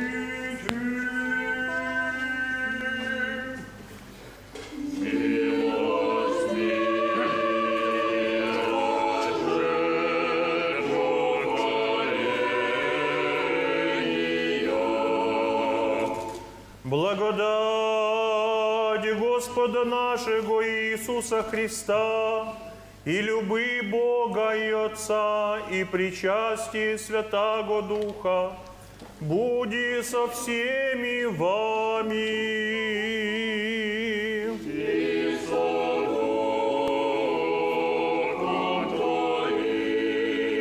Горе имеем сердца.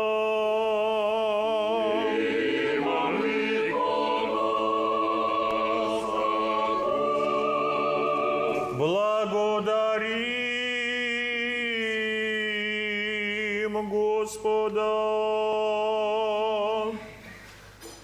Достойно и праведно, Сы, Владыка Господи Боже, Отче Вседержителю поклоняемый, достойно яко воистину и праведно, и лепо великолепие святыни Твоей. Тебе хвалите, Тебе пейте, Тебе благодарите, Тебе славите, единого воистину сущего Бога, и Тебе приносите сердцем сокрушенным и духом смирения словесную сию службу нашу, яко Ты иси даровавый нам познание Твоей истины, и кто доволен возглаголать и силу Твоей. Слышаны, сотворите вся хвалы Твоя, или поведайте вся чудеса Твоя, во всякое время, Владыка всех, Господи небесе и земли, и всея твари, видимые и же невидимые, сидяй на престоле славы, презирая бездна, безначальные, невидимые, непостижимые, неописанные, неизменные очи Господа нашего Иисуса Христа, великого Бога и Спасителя упования нашего. Я иже есть образ Твоей благости, печать равнообразия, себе показываю Тебя, Отца Слово живое, Бог истинный, привечная премудрость, живот, освящение, сила, свет истинный, им же Дух Святый явися, Дух истинный, судоположение, дарование, обручение будущего наследия, начаток вечных благ, животворящие силы и источник освящения, от Него же вся тварь словесная живут и умная, укрепляемые Тебе служат, и Тебе пресносущные высылают словословие, яко всяческая работа на Тебе, Тебе Бог хвалит ангелы, архангелы, престоле, господство, начало, власти, силы, многочитие херувимы, Тебе предстоят около серафимы, 6 крыл единому, и 6 крыл единому, двумя ума покрывают лица свои, двумя же ноги, двумя летающие, называют един к другому непрестанными усты, немолчными славословлениями.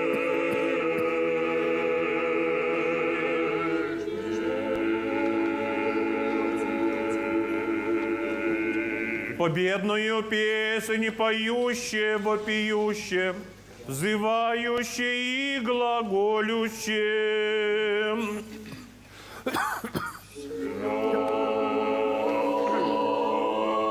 Всеми блаженными силами, Владыка человека, любчаем, грешного, пьем глаголем. Свят еси, якого истину, не пресвят, и есть меры,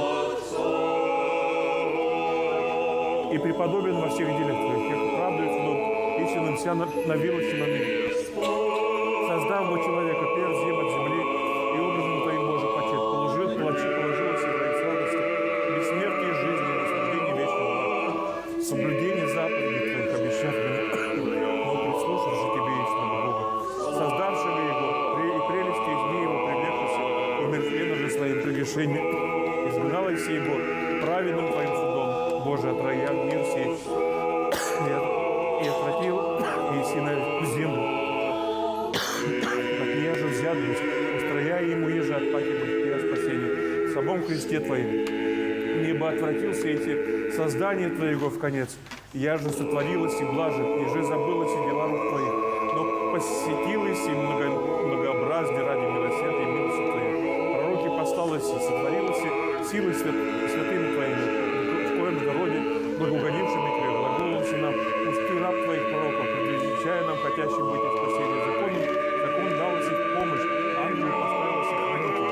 И даже при виде исполнения времен глаголоси нам самим Сыном Твоим, им же и веки сотворилось, и же свет сияния славы Твоя, начертание ипостаси Твоя, нося же вся глаголом силы Своей, ни хищения, ничего, еже быть и равен Тебе, Богу и Отцу, но Бог Сын привечный на земле явился, и человеком споживе, и от Девы Святой воплощся, и стащи себе зрак раба прием, сообразен быв телу и смирению нашего до нас, сообразно сотворил образу славы Своей, понежему человеком грех един мир, и грехом смерть, благоволи единородный Сын, Твой Сын, Сын недрах Тебе, Бога и Отца, быв от жены Святой Богородицы, и Преснодеву Марию, быв под законом, осудите грех во плоти Своей, да во Адаме умирающие, оживотворятся в самим Христе Твоим, и пожив в мире всем, дав повеление спасительное, оставив нас прелести идольские, приведи в познание Тебе истинного Бога и Отца, стяжав нас к себе,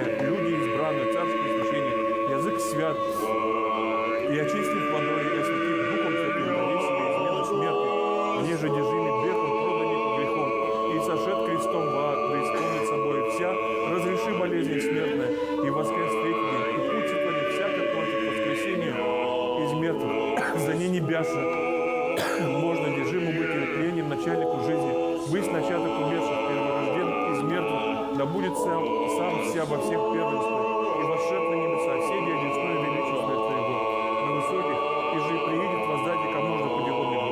Остави же нам воспоминания спасительных своего страдания сия, я же предложихом по его же заповеди, хотя бы языки на вольную преснопамятную животворящую свою смерть. В ночь мне же подаяшь себе за живот мира, прием хлеб на святые свои, и пречистые руки, показав Тебе, Богу и Отцу, благодарив, благословив, осветив, преломив. Даде святым своим ученикам и апостолам рек, примите, ядите, сие есть тело мое, я же завыло мимо его оставление грехов. Подобнее и чашу от плода ложного, прием растворив, благодарив, благословив, осветив.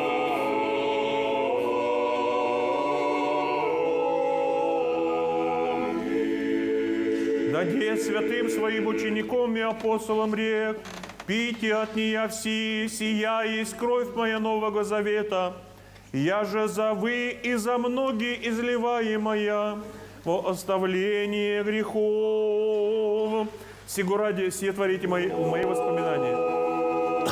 Или ж, аще ясте хлеб сей, и чашу сие пиете, мои смерть возвещаете, мое воскресенье исповедуете, поминающую владыка, и мы спасительные его страдания, животворящий крест, премемное погребение, еже из мертвых воскресенье, еже на небеса восшествие, еже одесную Тебе, Бога, Отца сидения, и славное и страшное его второе пришествие.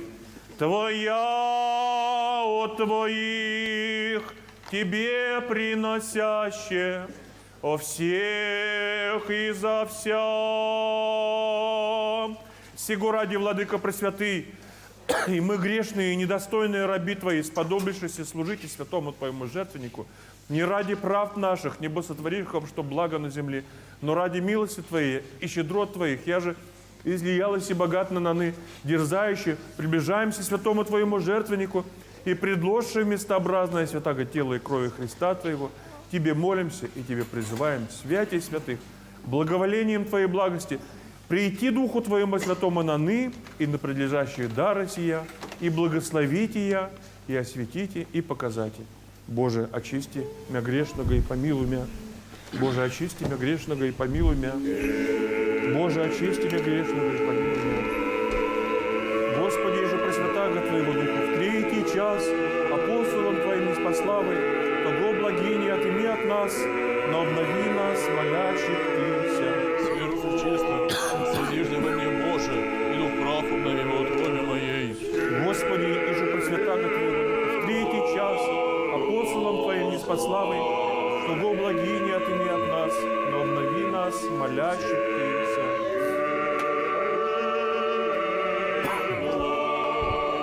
Господи, и же пресвятаго Твоего Духа, в третий час апостолом Твоим неспославы, того благиня отыми от нас, но обнови нас, молящих Тыся. преосвященнейший владыка святый, хлеб, Хлеб убы сей, самое честное тело Господа и Бога и Спаса нашего Иисуса Христа. аминь, благослови высокопреосвященнейший владыка святый, Чашу же сию самую честную кровь Господа и Бога и Спаса нашего Иисуса Христа. аминь, Излиянную за мирский живот аминь, благослови высокопреосвященнейший владыка Баян, Духом аминь, Твоим аминь, святым. Поклоняемся честному пречистому телу и крови Господа и Бога и Спаса нашего Иисуса Христа. Боже, очисти нас, грешных. Помяни нас, высокопреосвященнейший Поменет вас владыка Господь святый, Бог во Царство Свое всегда во веки веков. Нас же всех от единого хлеба и чаши, причащающихся, соедини друг к другу во единого Духа Святаго причастия. И не единого нас в суд или в осуждение сотворите причастие, причаститесь Святаго тела и крови Христа Твоего, да обрящем милость и благодать со всеми святыми, ответами благоговевшим, праотцы, отцы, патриархи, пророки, апостолы, проповедники, благовестники, Силой, исповедники. действием наитием Святаго Духа совершилось сейчас величайшее таинство. Хлеб и вино на престоле, в алтаре притворились, стали телом и кровью Спасителя. И верующие поклонились святым дарам, как самому Господу. И хор сейчас будет исполнять песнопение в честь Божьей Матери. Изрядно о Пресвятей, Пречисти, Преблагословении, славней Владычице нашей Богородице и Преснодеве Марии. О святем Иоанне, пророце, предтече Крестителя, святых славных и всех хвальных апостолов, и о всех святых Твоих, ниже молитвами посвяти нас, Боже, и помяни всех прежде усопших о надежде воскресения жизни вечной.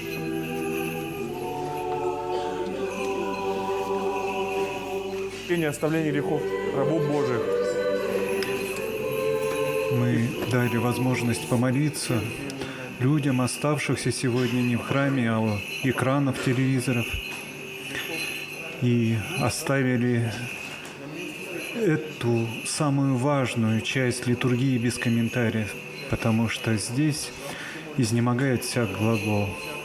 То, что произошло сейчас в алтаре, это очень просто и непостижимо. Просто потому, что у нас нет иных слов, кроме тех, что сказал сам Христос на Тайной вечере. «Примите, едите, сие есть тело мое». И, взяв чашу и благодарив, сказал: «Пейте из нее все, ибо сие есть кровь моя Нового Завета, за многих изливаемая во оставление грехов». Именно эти слова и были произнесены сейчас в храме. Что к этому добавить? Господи, мы принесли Тебе наш земной труд. Мы принесли Тебе хлеб, вино, но по большому счету это тоже не наше, потому что Ты дал нам этот урожай. Поэтому мы и говорили здесь: Твое от Твоих, Тебе приносящий. Это Твои дары. Мы принесли их Тебе с мыслью: Господи, возьми их к себе в Царствие Божие, освети собою и верни нам так, чтобы хлеб теперь был больше, чем хлеб, а вино было больше, чем вино. Чтобы все это было пронизано Тобой, стало Твоим. И поэтому мы просили не о чуде с вином и хлебом, а на самом деле мы просили о чуде с нами. Архиерей читал в алтаре молитву: «Ниспосли Духа Твоего Святаго на ны», то есть на нас, и на предлежащие дары сия, то есть на хлеб и вино. Потому что смысл литургии не в том, чтобы вино стало кровью, а в том, чтобы мы стали Христовыми. А я могу стать Христовым только тогда, когда кровь Христа течет во мне. Потому что я должен стать частицей тела Христа, не учеником Христа. А для этого нужно, чтобы не только чувства Христа или мысли Христа были во мне, но Его кровь и мое тело должны быть с Ним едины. Вот это условие спасения, возвещенное самим Христом. Поэтому Христос вновь и вновь делает себя доступным нам в этом таинстве Евхаристии, в этом таинстве литургии. Первых помяни, Господи, великого Господина и отца нашего Кирилла, святейшего патриарха Московского и всея Руси, и свято-троицкие Сергиевы Лавры, священноархимандрита, его же даруй святить Твоей церкви в мире целых, цело, честно, здраво, долгоденствующе, право правяще слово Твое истины. Господи, Господина нашего, высокопреосвященнейшего Саватия, митрополита Тимофея,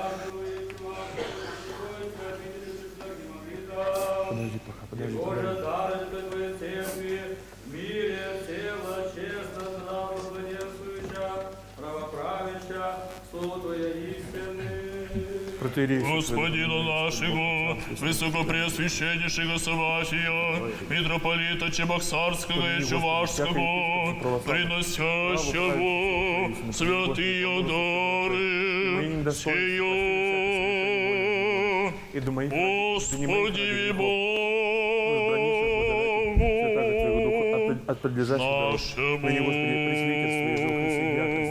о великом Господине Отце нашим Кирилле, Святейшем Патриархе Московским и всея Руси, о преосвященных митрополитах, архиепископах и епископах, о всем священничестве и иночестем чине, о богохранимой стране нашей, властях и воинстве я, о мире всего мира, о благостоянии святой Божией Церквей, о спасении и помощи, с отчаянием и страхом Божиим, труждающихся и слушающих, о исцелении немощных лежащих, о успении, о славе, блажении памяти и оставлении грехов всех прежде почивших православных,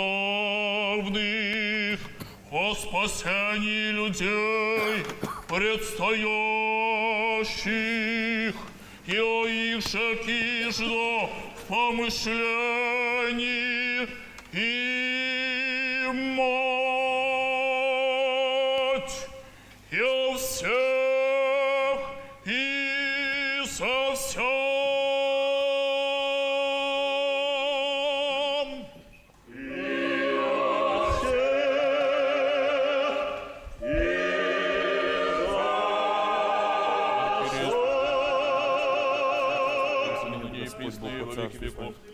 Всегда на ней пресно и во веки.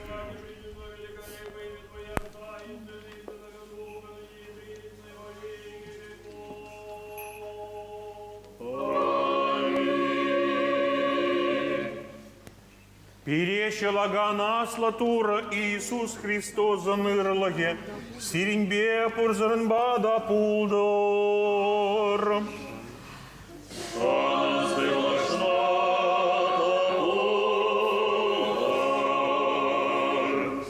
Боже наш, Боже Спасатель, Ты нас научи благодарить Тебя достойно о благодеяниях Твоих, их же сотворилось и творишь с нами.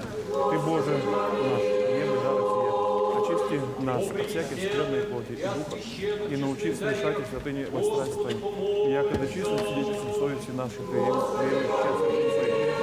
соединимся святому телу. Звучит просительная ктения. Знаменует она собой начало приготовления молящихся к причащению. Эта ектения началась словами «вся святые помянувши», то есть вспомнив всех святых, паки и паки, то есть еще и еще раз мирным расположением духа Господу помолимся.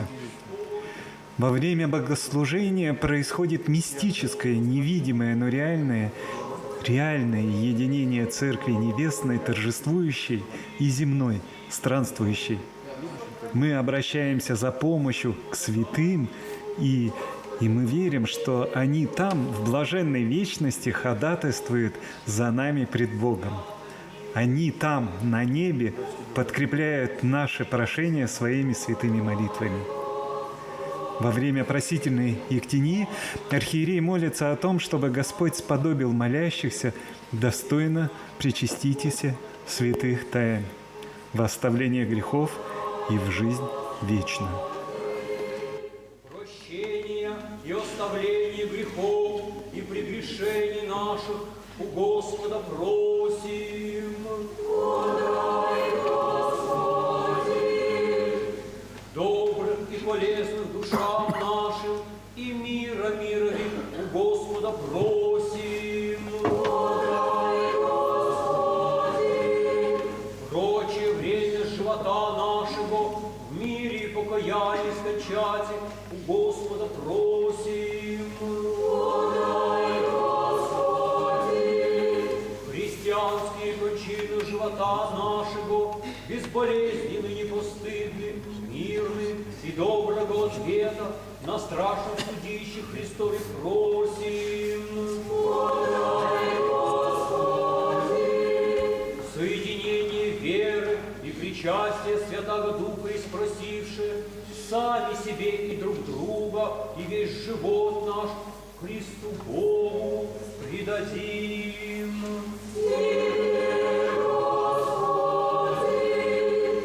Исподоби нас, Владыко, содерзновением, неосужденно сметь и призывати Тебе, небесного Бога Отца, и глаголати. Отче наш, иже еси на небесе, да святится имя Твое, да придет царствие Твое, да будет воля Твоя, яко на небесе и на земле. Хлеб наш насущный дашь нам днесь, и остави нам долги наши, якоже и мы оставляем должникам нашим. И не веди нас во искушение, но избави нас от лукавого.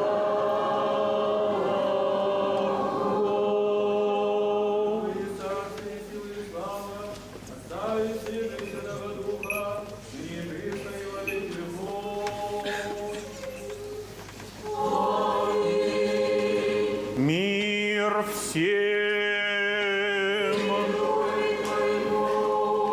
Главы ваши, Господи, преклоните. Помилуй, Господи Иисус Христе, так же Христова слава Царству Твоего. Итак, только что прозвучала молитва Господня, Отче наш. Приближается момент причащения, и сейчас архиерей провозгласит возглас «Святая святым». Боже, очисти нас грешных и помилуй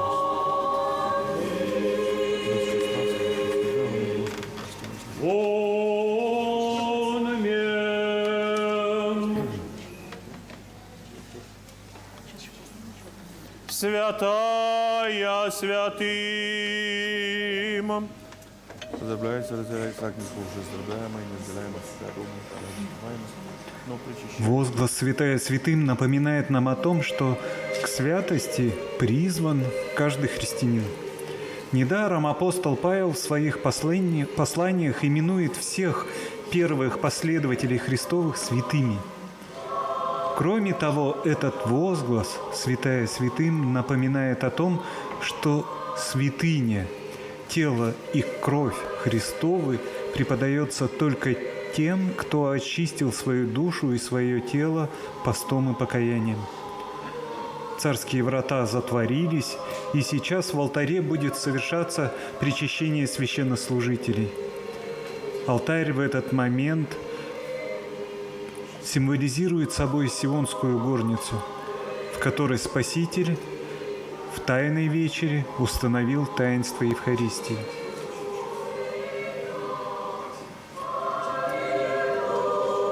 Верующие прикладываются к иконе Рождества, положенной на аналое в центре храма. Рождение Мессии Христа было с достоверностью предсказано ветхозаветными еще пророками и ожидалось многими поколениями верующих людей на продолжении многих столетий. И вот радостное событие свершилось. Иисус Христос родился в Вифлееме Иудейском, и мы, православные христиане, ежегодно, молитвенно, духовно переживаем это событие точно так же, как событие своей собственной жизни. Вновь и вновь переживаем эту радость, которую возвестили ангелы пастухам. Церковный устав называет Рождество Второй Пасхой и отводит ему исключительное место среди дней литургического года. Рождество Христово – праздник двунадесятый, принадлежащий к числу 12 важнейших праздников христианского мира. Но и среди этих праздников Рождество отмечено особо. Обычно перед этими праздниками полагается один день предпразднества, а перед Рождеством их 5. Ради праздника Рождества Христова отменяется пост, даже если этот праздник приходится на еженедельные посты, такие как среда и пятница. А еще после праздника Рождества Христова наступают святки, которые продлятся до Крещенского сочельника, 18 января по нашему новому стилю. На святках в честь духовного торжества отменяются постные дни еженедельные и отменяются земные поклоны. Как я уже сказал, святки, святые рождественские вечера продлятся до Крещенского сочельника. Тут нужно заметить, что в древние времена церковь отмечала Рождество и Крещение в один день. Это был праздник явления Бога миру, богоявления и выхода Христа на общественное служение, на выход Спасителя на явную публичную проповедь. Но со временем праздники были разделены и стали отмечаться 25 декабря и 6 января по старому стилю или 7 января и 19 января по новому стилю, принятому гражданскому летоисчислению.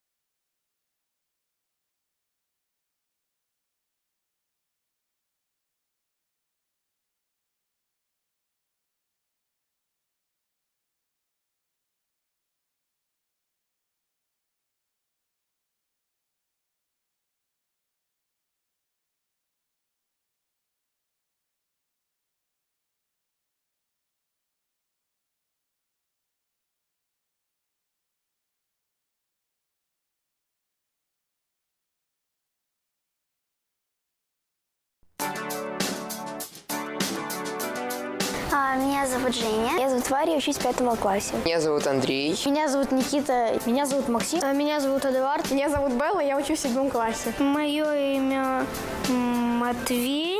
Мне о безопасности в интернете рассказывали в школе, дома, и мы с друзьями иногда это обсуждаем. Мне никто никогда не говорил. Мне никогда не рассказывали о правилах безопасности в интернете, но я их всегда соблюдаю.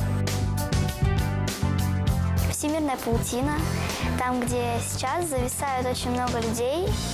И на самом деле это достаточно плохо, потому что они совершенно не имеют, некоторые из них не имеют восприятия к внешнему миру. Интернет – это всемирная паутина, в которой мы можем найти всякие разные данные, которые нам нужны. Персональные данные – это что-то о себе, то, что я вам не должен говорить, почему-то говоря.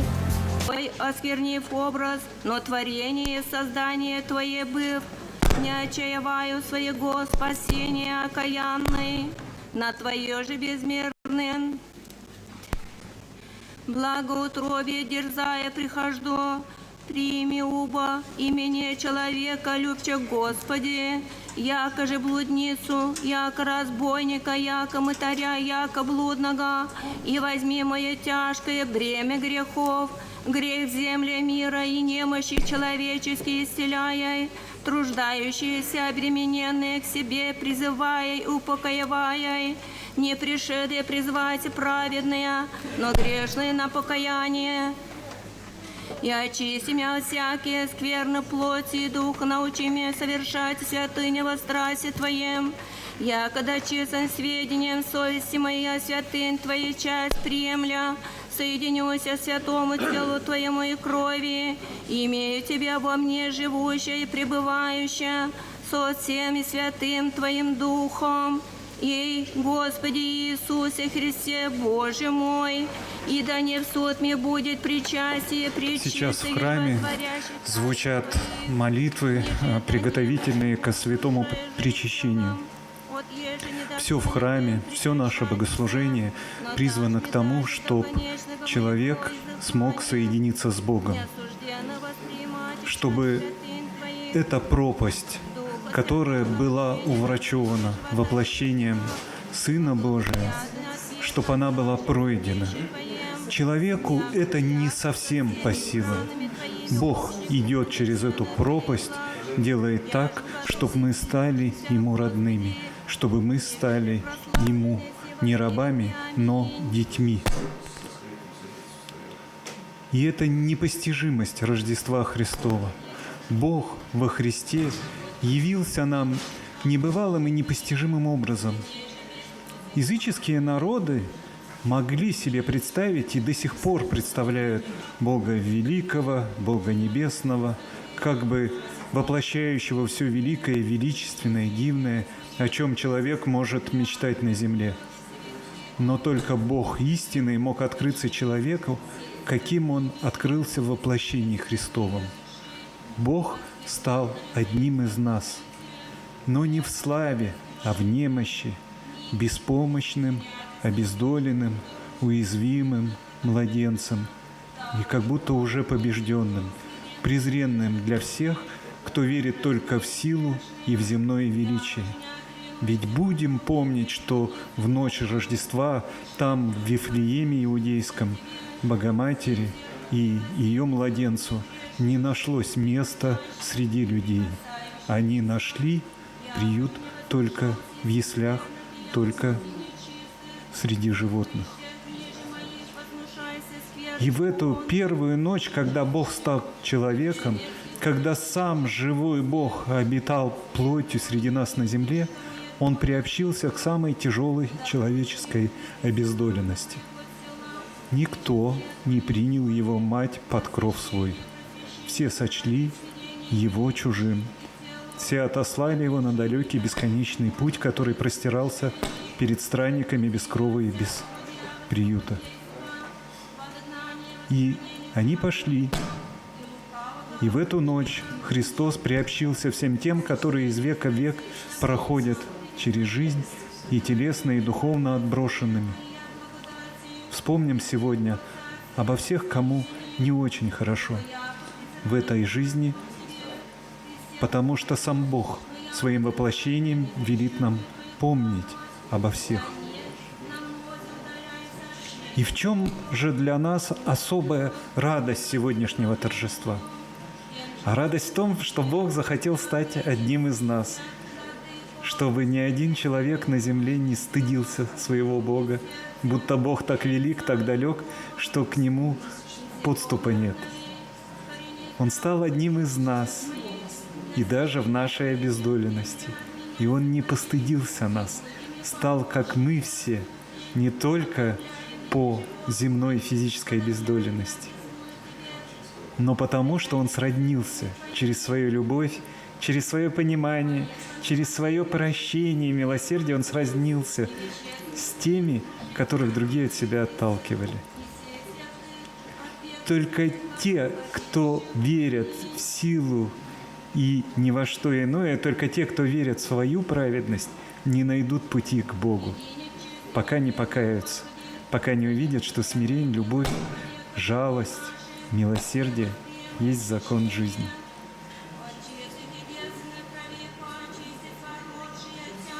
Духа Божественного нашествием и благоволением Отца Пресносущного Христе Иисусе, премудрости Божией, мире и силу, Твоим восприятием животворящая и спасительная, страдания восприемый, крест, гвозди, копье, смерть, умертви моя душа тленная, страсти телесная, погребение Твоим адово, пленивый царствия, погреби моя благими помыслы лукавое советование, и лукавые духи разори, тридневным Твоим и живоносным воскресением падшего праотца восставивый, восстави мя грехом поползшегося, образы мне покаяния предлагая, преславным Твоим вознесением плоское обожив восприятие, и сие десным Отца сидением почты, с подобиями причастия святых Твоих тайн, десную часть спасаемых получите.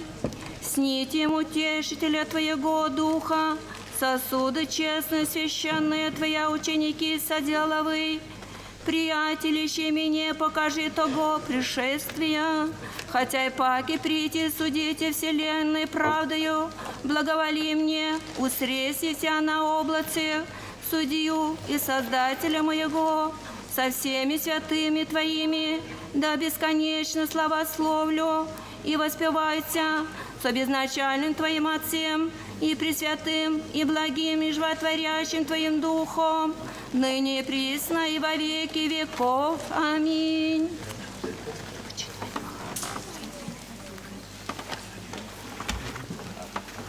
Яко на страшным Твоим нелицеприемлем предстояй судилище Христе Божие, и осуждение подъемля и слово творя содеянных мною злых, сицы дней прежде даже не прийти дневе осуждения моего, у святаго Твоего жертвенника предстоя пред Тобою, пред страшными святыми ангелы Твоими, преклонен от своей я совести, приношу лукавое моя беззаконное деяние, являясь я и обличая.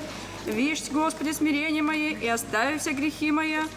Вишь, як умножившийся паче власть главы моей, я беззаконие моя, кое уба не содея злоки, и грех не сотворив, кое зло не вообразив души моей, уже бы и дело содея, блуд, прелюбодейство, гордость, кичение, укорение, хулу, празднословие, смех неподобный. Аминь.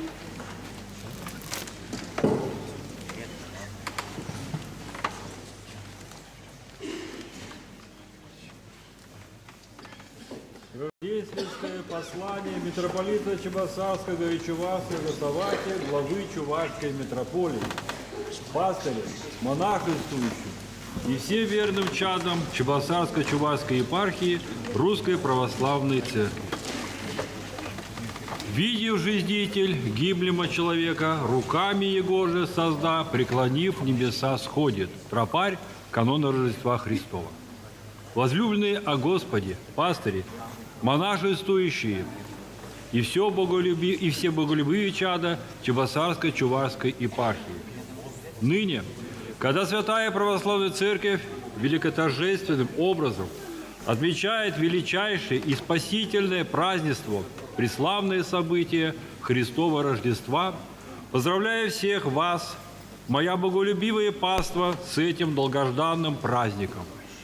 Люди с начала обетования, данного Богом Адаму и Еве, в ветхозаветный период жили в ожидании пришествия Спасителя мира. С начала Нового Завета пришествия Христа в мир, и теперь и каждый из нас с глубоким чувством трепета и необычайного восторга ожидает этого зимнего дня, когда за богослужением мы слышим призыв прославления родившегося. Христос рождается, славите. Воспевая спасительный гимн мира, ангелы Божии первыми возвестили о пришедшем в мир Христа, славословия победную песнь. Слава Вышнему Богу, и на земле мир в человеце благоволение. Отныне радостная, торжественная весть стала достоянием всего человечества. Солнце правды воссияло в этот день для всего мира в ночной тишине в скудной Вифлеемской пещере вдали от людей. Смиренные пастухи становятся первыми свидетелями этого события, а мудрецы, премудрым промыслом ведомые звездою с востока, поклоняются Спасителю мира, преподносят ему свои дары – золото, ливан и смирну. Вся вселенная торжествует чудесным образом, соединяются небо и земля. Славословие ангелов со смирением, молитвы пастырей, шествие волхвов с необычайной звездой. С тех пор и все мы, верующие во Христа, чада Небесного Отца, с ликованием объединяемся в единый хор, чтобы прославить отроча млада привечного Бога. На первый взгляд, сложно представить, чтобы всесильный Бог, приняв человеческую природу, родися в совершенных скромных условиях, в яслях для скота, без почестей, без свиты, приличествующий царю царствующих и Господу господствующих. Для него не нашлось места ни в одном человеческом доме, жилище, и все дальнейшее пребывание Бога-человека на земле происходило в скитании. Лисицы имеют норы и птицы небесные гнезда, а Сын Человеческий не имеет где преклонить голову. Но таким образом Бог крепкий, Отец вечности, Князь мира, являет великое самоуничижение образом своего рождения, желая таким образом показать нам, что не для того пришел, чтобы Ему служили, но чтобы послужить и отдать душу свою для искупления многих. Всесильный Господь снисходит в павший мир, воспринимает человеческое естество, соединив его с природой божественной, чтобы соделать верующих во Христа чадами Божьими, наследниками Царствия Небесного. В этой чудесной тайне Боговоплощения Он не лишился своего естества, ибо, соединившись человек, прибыл Богом, пишет святитель Григорий Чудотворец, епископ Неокесарийский, и далее продолжает, что это есть чудо, недоступное исследующему. Традиционно, подводя итог прошедшему году и встречая Рождество Христово, мы обозреваем важные события, которые случились в нашей жизни. В минувшем году Господь сподобил нас вознести свои молитвы перед мощами святых угодников Божиих, святой блаженной Матроны и великомученика Георгия Победоносца, которые были торжественно принесены для поклонения в Обведенский кафедральный собор города Чебоксары. Активным образом продолжается строительство храма преподобного Сергия Радонежского в столичном городе, в котором с этого года положено начало совершению богослужений и молебнов. Немаловажным событием для Чувашии стало открытие регионального отделения Всемирного Русского Народного Собора. Впереди нас всех ждет большая и трудоемкая работа. Благодарю наших усердных пастырей и прихожан за молитвы и деятельные труды и призываю вас не ослабевать в старании и тщательном исполнении Христовых заповедей. С болью в сердце отзываются события, происходящие на Украине, которые тревожат сердца многих людей. враг, чаще разделить и погубить единый народ Святой Руси, изобретая все новые изобретения для слома духовного стержня братского православного народа Украины. Издаются дискриминационные законы в отношении канонической церкви, и с каждым днем на государственном уровне усиливается нетерпимость и ненависть к клиру и пастве, отбираются храмы, монастыри, святыни. Но Бог поругаем не бывает. Призываю вас возносить сугубые молитвы о пресвященных архиепастырях, пастырях, монашествующих и мирянах Украинской Православной Церкви, которые, вопреки всевозможным угрозам, исповедническим образом стараются сохранить верность Церкви и церковного единства.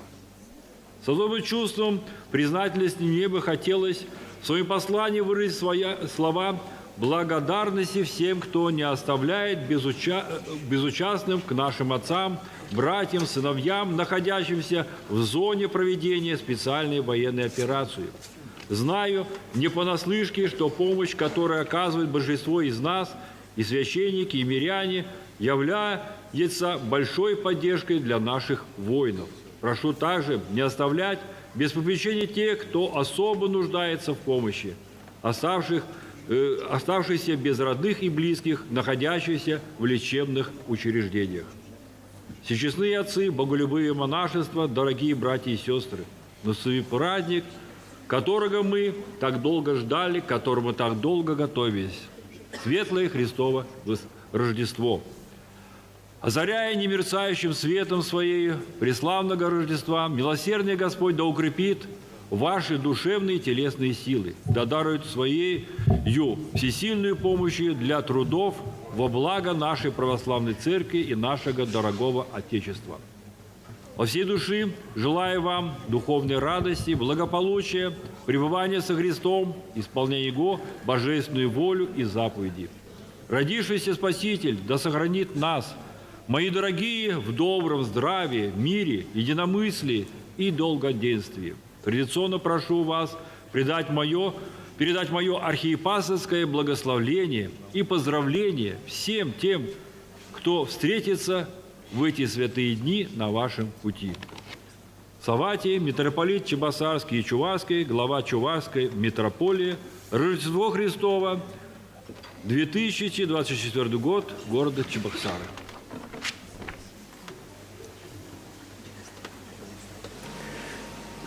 Рождественское послание главы Чувашской митрополии зачитал протоиерей Алексей Кошкин, председатель епархиального церковного суда, председатель епархиальной комиссии по брачным вопросам, клирик Веденского кафедрального собора.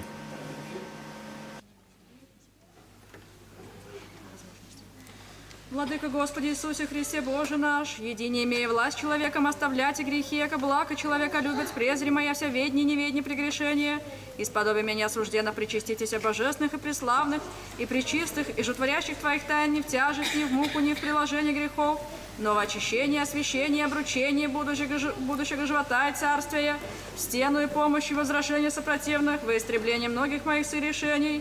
Ты, Боиси Бог милости и щедроты человеколюбия, Тебе славу высылаем с Отцем и Святым Духом, ныне и присно во веки веков. Аминь.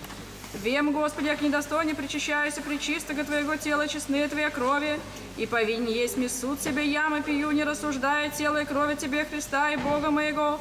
Но на щедроты Твои дерзая, прихожу к Тебе, рекшему яды мою плоть и пия, и моя кровь во мне пребывает, и аз в нем.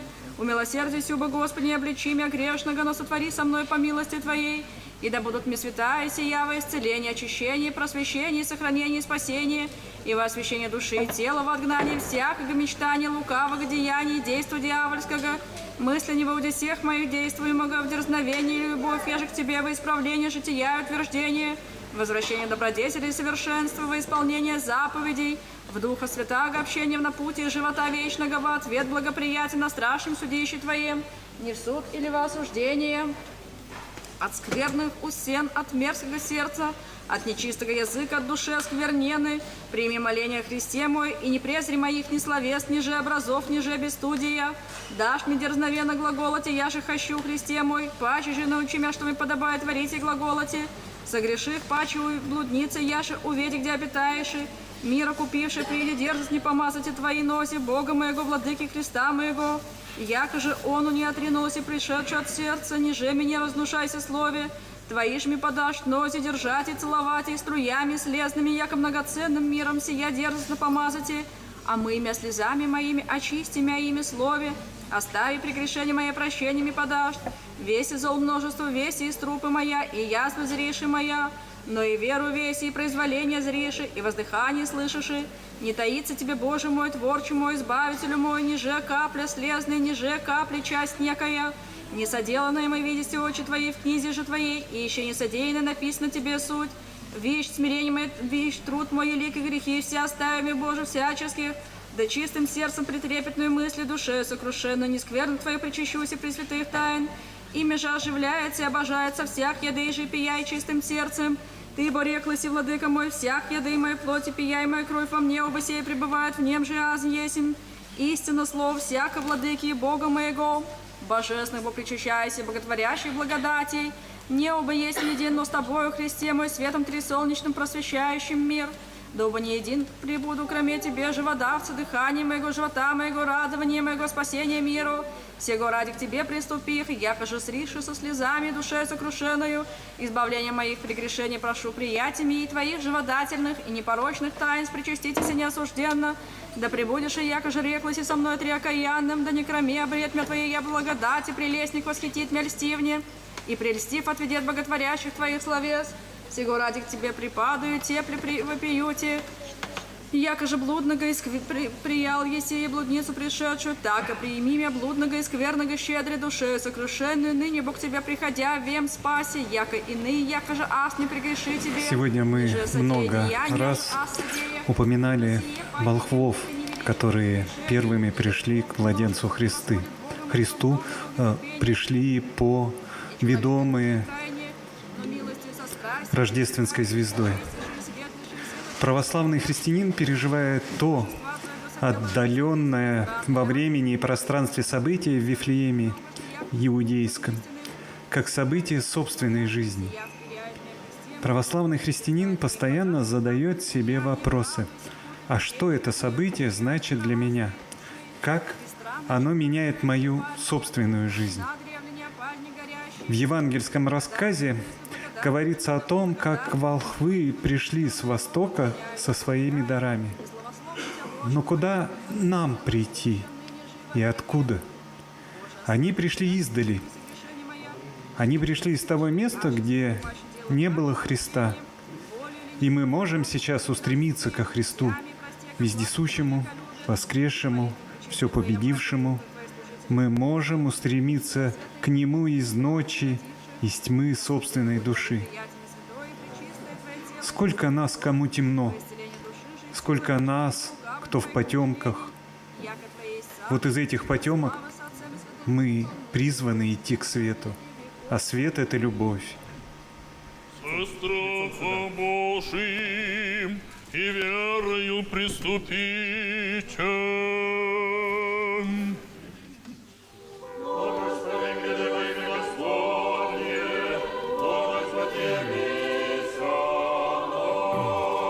Причастники и причастницы, слушайте и повторяйте за мной вслух. Вслух повторяйте слова молитвы перед святым причащением. Верую, Господи, и исповедую, все правильно, яко Ты си воистину Христос, Сын Бога живаго, пришедший в мир грешное спасти, от них же первой есмь аз. Еще верую, яко сие есть самое пречистое тело Твое, и сия есть самая честная кровь Твоя. Молюся убо Тебе, помилуй мя и проси ми прегрешение моя, вольное и невольное, я же словом, я же делом, я же ведением и неведением, и сподобимя неосужденно причаститеся пречистых Твоих тайн во оставлении грехов моих и жизнь вечную. Аминь. Вечери Твои я тайные, дней Сыне Божие, причастника мя приими, небо врагом Твоим тайну повем, ни лобзание Те дам, яко Иуда, но яко разбойник исповедую Тя, помяни мя, Господи, во царстве Твоем. Да не в суд или в осуждение будет мне причащение пречистых Твоих таинств, Господи, но во исцеление души и тела. Аминь. Причащаем в 3 местах. Начинает совершаться причащение мирян, то, ради чего, собственно, и была служилась вся сегодняшняя служба. Демонстрировать происходящее, демонстрировать это таинство считается неблагочестивым. Поэтому мы сейчас покажем сюжет, который подготовлен пресс-службой Чебоксарской епархии. В этом видео мы увидим рождественские колядки, которые исполнит митрополичий хор под руководством регента Ксении Ильиной.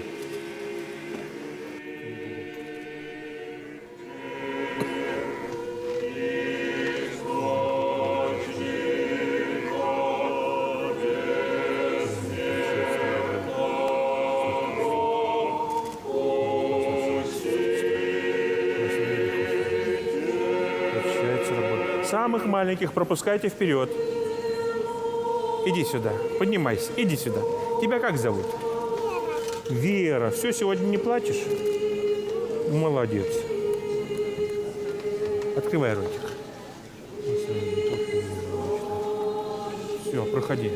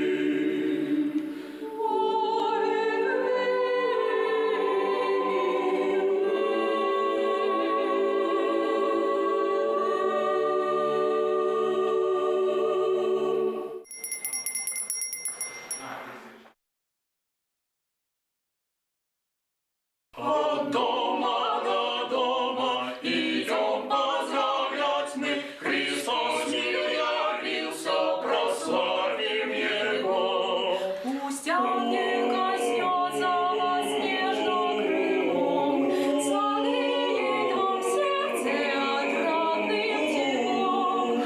От дома до дома идем поздравлять мы. Христос мир явился, прославим Его.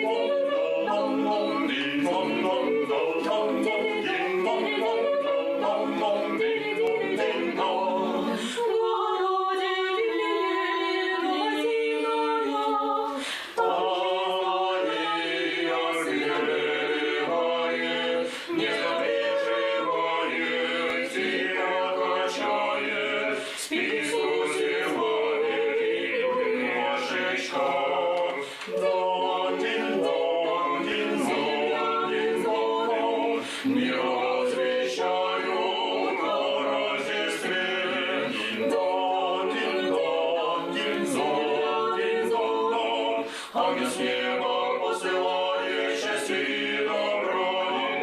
Ангел с неба посылает счастье и добро. Дин-дон-дон-дон-дон, дин-дон-дон-дон-дон, дин-дон-дон-дон-дон, дин-дон-дин-дон. Темною ночью звезды сияют, возносятся к небу молитвы святые. Слава Вышний, Богу поют, людям спасения и мир на земле, Дин-дон, дин-дон, дин-дон, мир возвещают о Рождестве. Дин-дон, дин-дон, дин-дон, ангел с неба посылает счастье и добро.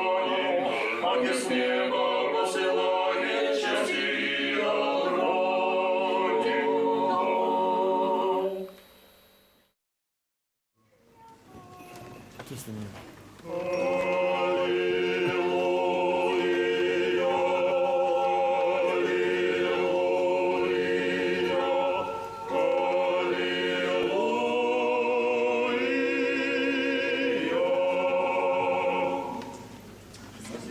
Люди Твои, благослови достояние Твое. И посади истины, приятно Духа Небесного, не только верою истинную, нераздельно Троица поклоняемся Тобу нас прославить. Ныне и присно и во веки веков. Аминь. Да исполнится уста наших хваления Твоего, Господи, яко добрая слава Твою, яко сподобил еси нас. Причаститесь от Твоим божественным, бессмертным и животворящим тайнам, что люди нас во Твоей святыни, и здесь получайтесь о правде Твоей. Аллилуйя, аллилуйя, аллилуйя. Прости, приимши божественных, святых, пречистых, бессмертных, небесных и животворящих, страшных Христовых тайн, достойно благодарим Господа. Заступи, спаси, помилуй, сохрани нас, Боже, Твоей благодатью, и не в совершенстве отмерить безгрешность просивши, сами себе и друг друга, и живот наш Христу Богу предадим.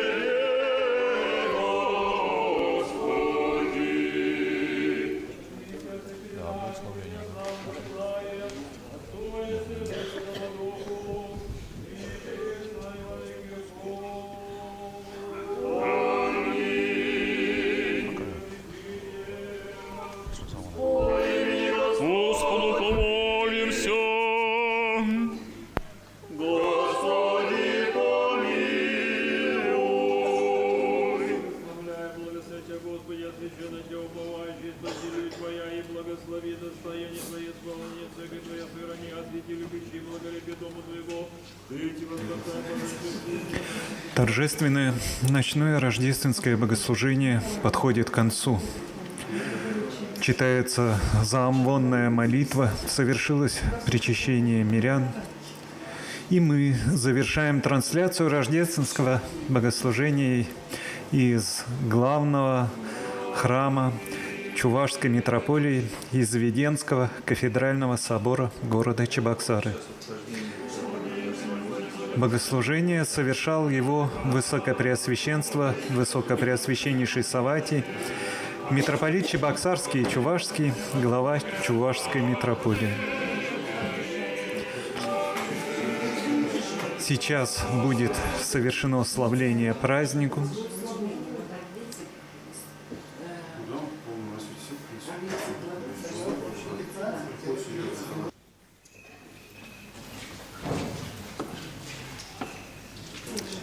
Священнослужители выходят к священной праздничной иконе, поставленной на аналое в центре храма.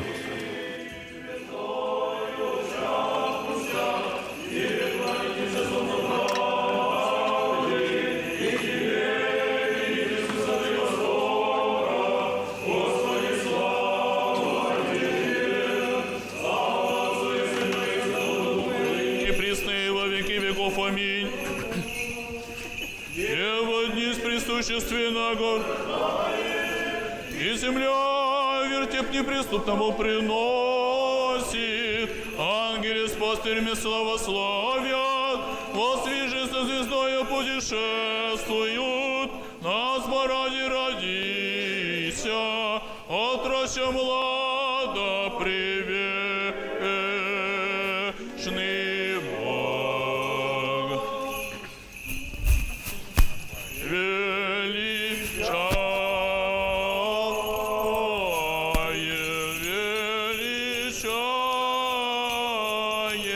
Тя, живодавче Христе, нас ради ныне плотью родша гостя, от бесневестная и пречистая Девы Марии.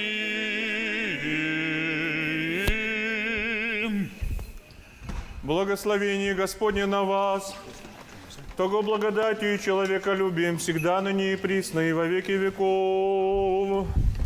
Слава Тебе, Христе Боже, упование наше, слава Тебе.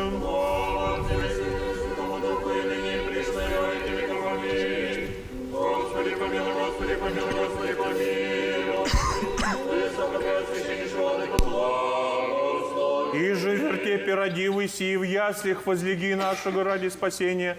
Христос, истинный Бог наш, молитвами пречистые Своей Матери, святых славных и всех хвальных апостолов, и живосвятых отца нашего Иоанна, архиепископа, Константина Града Златоустого, и всех святых помилует и спасет нас, яко благ и человеколюбец.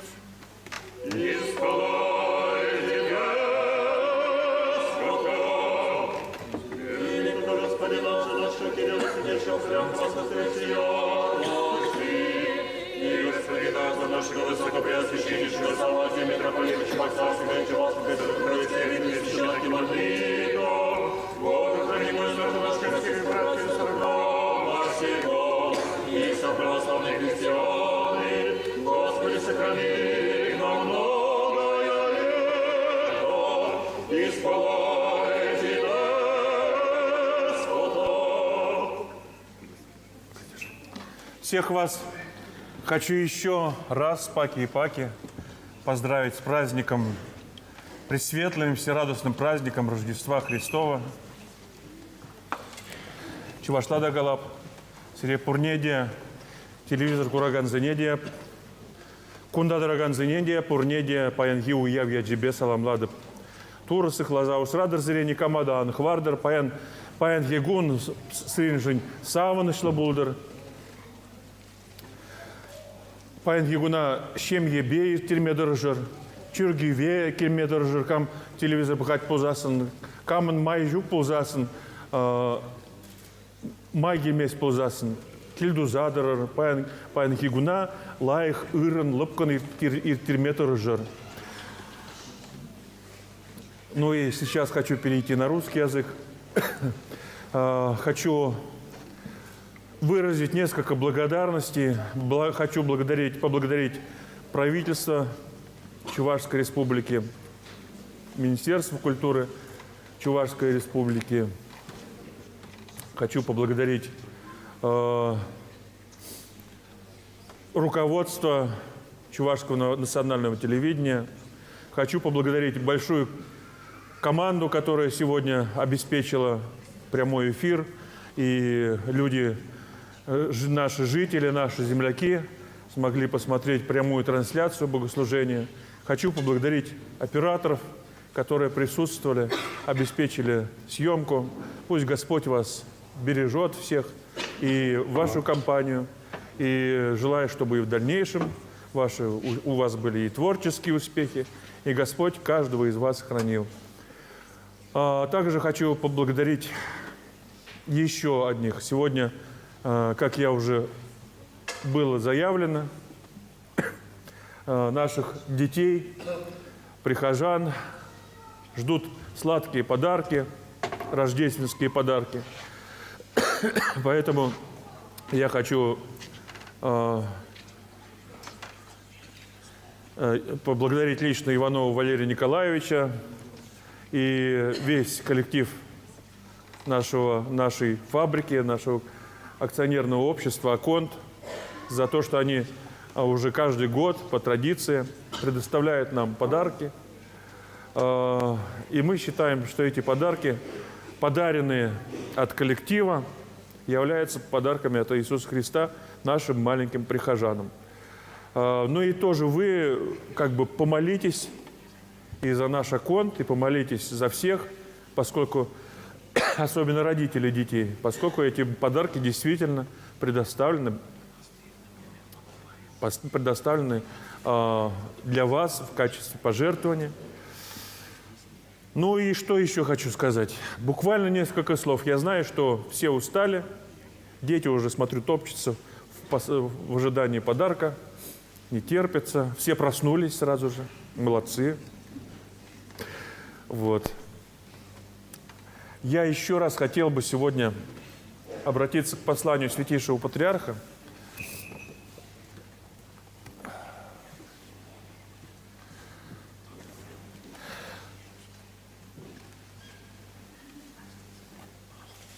Великая и спасительная сила любви исцеляет равнодушие и злобу.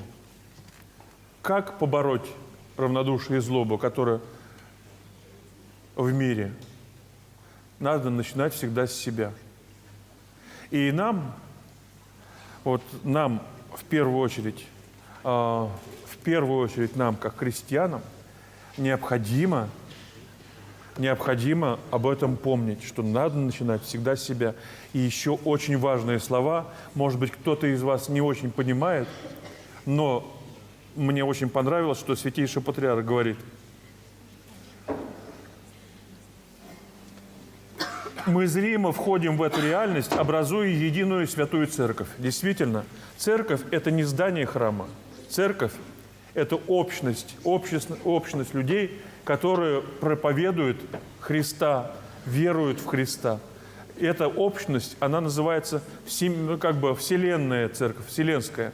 И мы являемся частью Вселенской Церкви и частью Русской Православной Церкви. И вот мы являемся,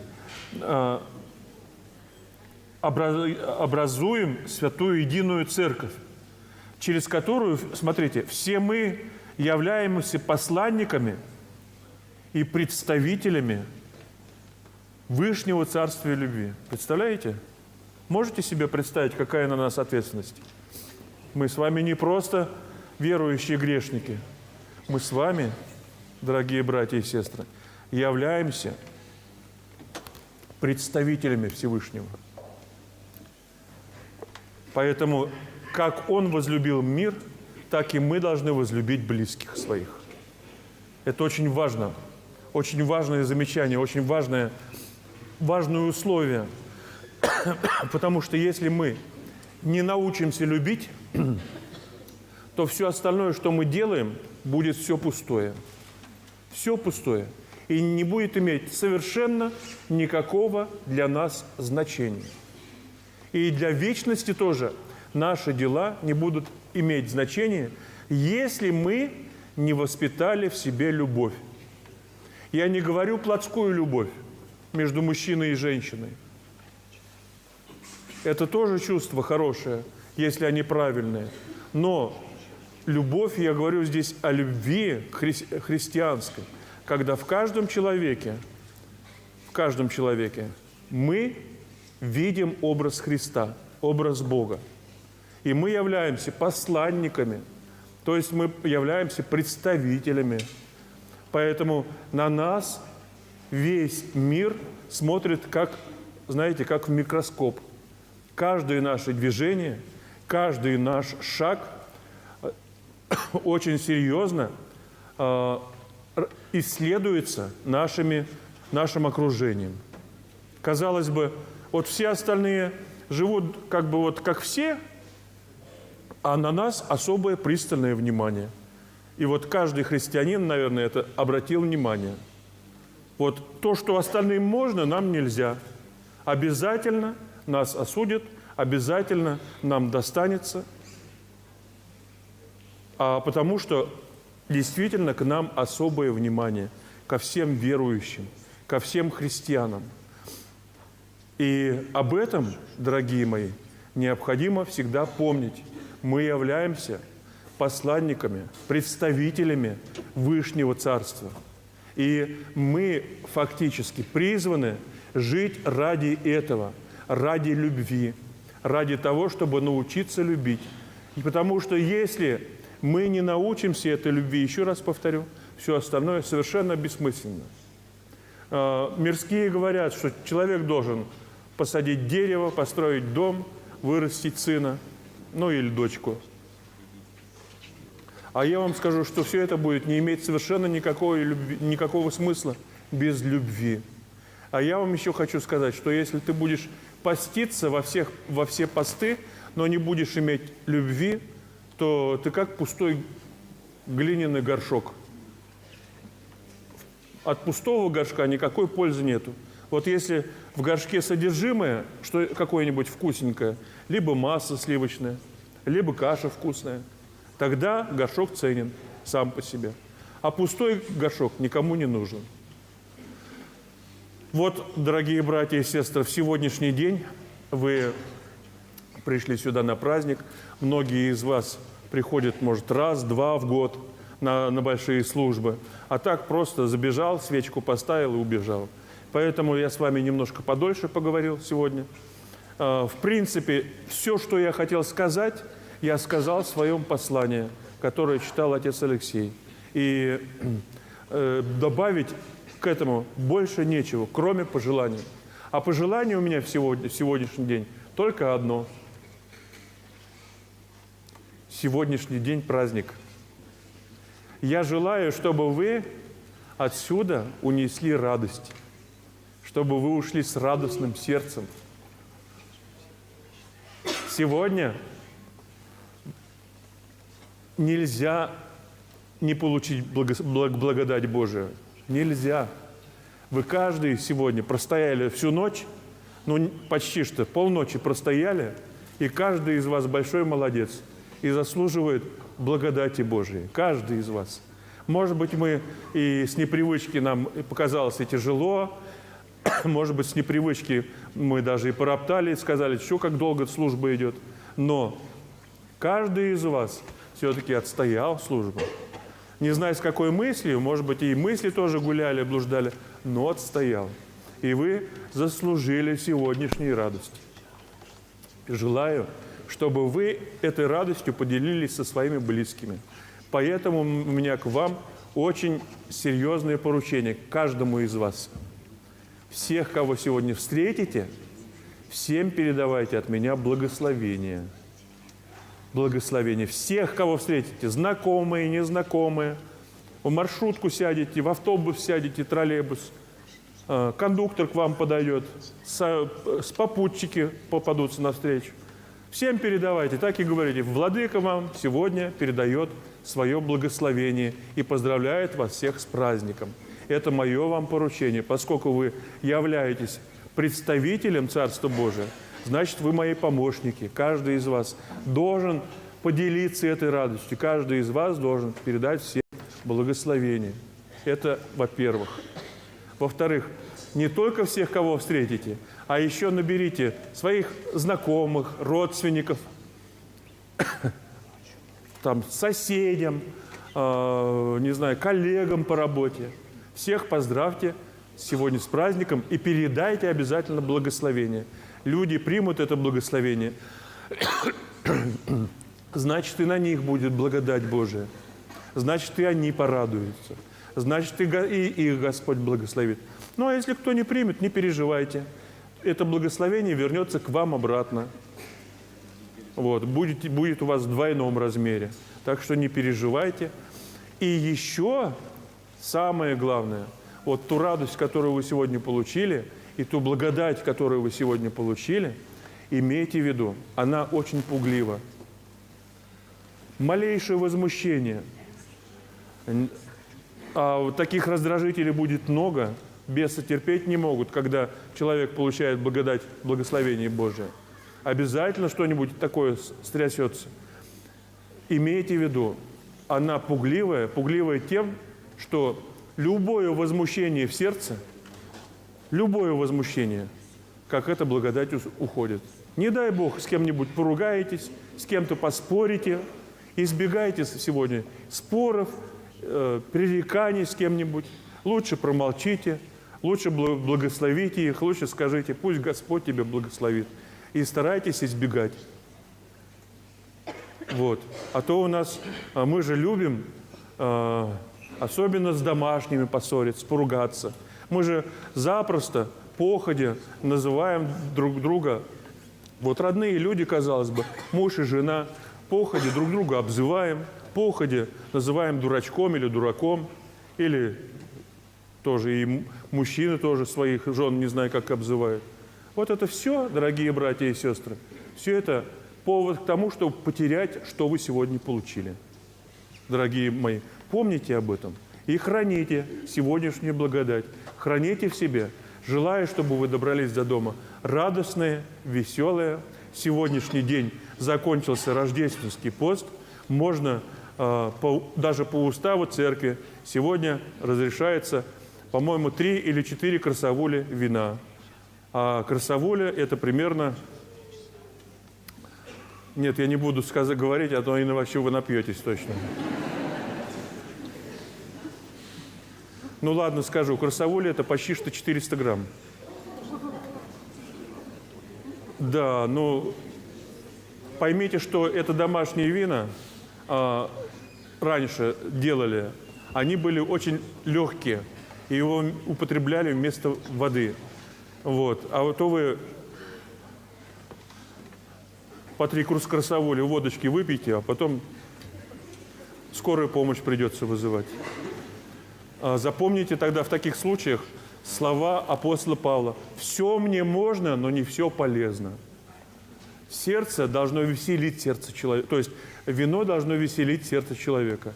А если вы воздержитесь, это будет вам просто зачтется, и будет честь вам и хвала. Вот. Все, что я хотел, все я сказал. Помощи Божией вам, дорогие мои. Да хранит вас всех Господь. С праздником, родные!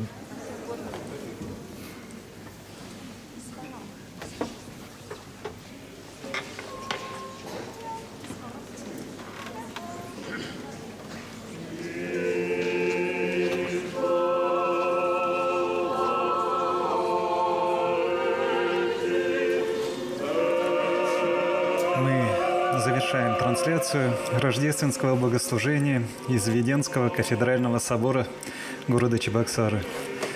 Богослужение совершил его Высокопреосвященство, Высокопреосвященнейший Савватий, митрополит Чебоксарский и Чувашский, глава Чувашской митрополии. Мы завершаем трансляцию, но праздник, радость Рождества Христова не завершается. Духовным воображением мы сейчас представляем себя 2000 лет назад. И какое дивное чувство должно наполнять нас. Мир стал иным. Мир, который тысячелетиями был как потерянная овца, стал теперь как овца обретенная, поднятая на плечи Сыном Божиим, ставшим Сыном Человеческим. Непроходимая бездна, которую грех разверз между Богом и человеком, теперь хотя бы зачаточно преодолена. Бог вошел в историю, сам Бог стал человеком. Случилось нечто небывалое, и мир уже не тот, что прежде. Именно к этой радости призывал нас сейчас Владыка Савватий. Именно этой радостью мы, как истинные христиане, должны поделиться со всеми, и ближними, и дальними.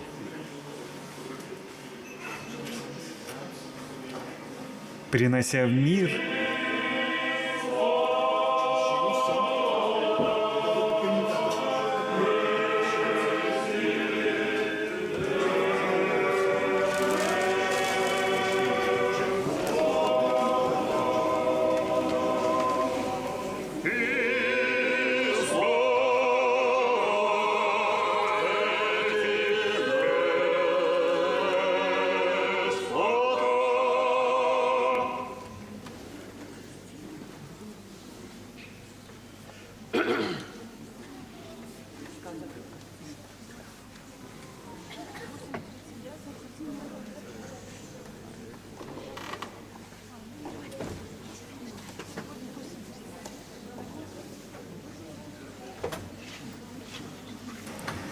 принося в мир благую весть о пришествии Господа нашего и Спасителя Иисуса Христа, Церковь на протяжении тысячелетий призывает людей радоваться и уверовать в Бога, обрести спасение и наследовать жизнь вечную.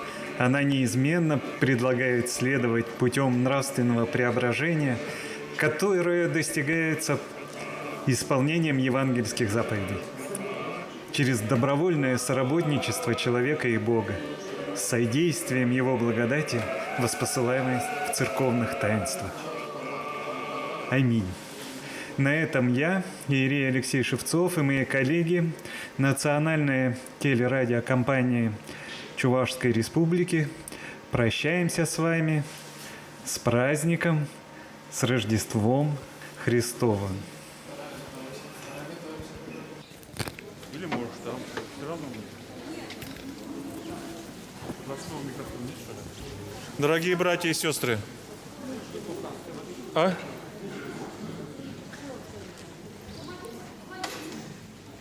Так, мужчины, что вы стоите? Давайте, помогите.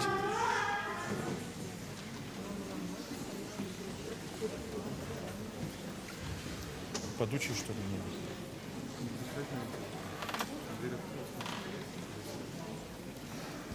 Братья и сестры, просьба такая. Сейчас всех детей сюда вперед проведите.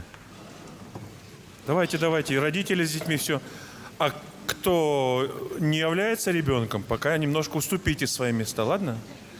Потому что сегодня всех благословлять я не буду. Детям раздам подарки. Всех детей вперед.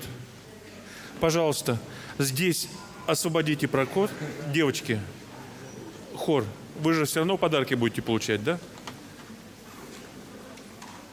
Вот сразу же получили подарки и туда идите. Там отец Алексей будет к кресту прикладывать. Поняли, да? Спасибо, только не забывайте говорить.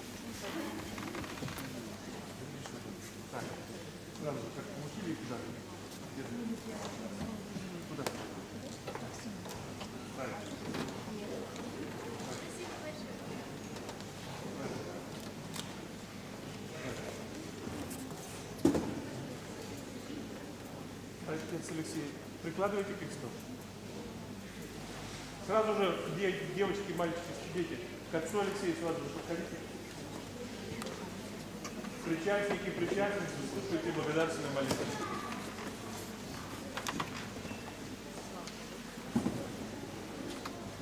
Слава Тебе, Боже, слава Тебе, Боже, слава Тебе, Боже. Благодарю Тебя, Господи Боже мой, яко не отрену мясе грешного, но общниками быть и святынь Твоих сподобил еси. Благодарю Тебя, мне недостойного причаститеся причистых Твоих, и небесных даров сподобил еси, но, владыка человека любче, нас ради умеры же воскреси, и даровавай нам страшное сие, животворящее таинство, во благодеяние освящения души телесной.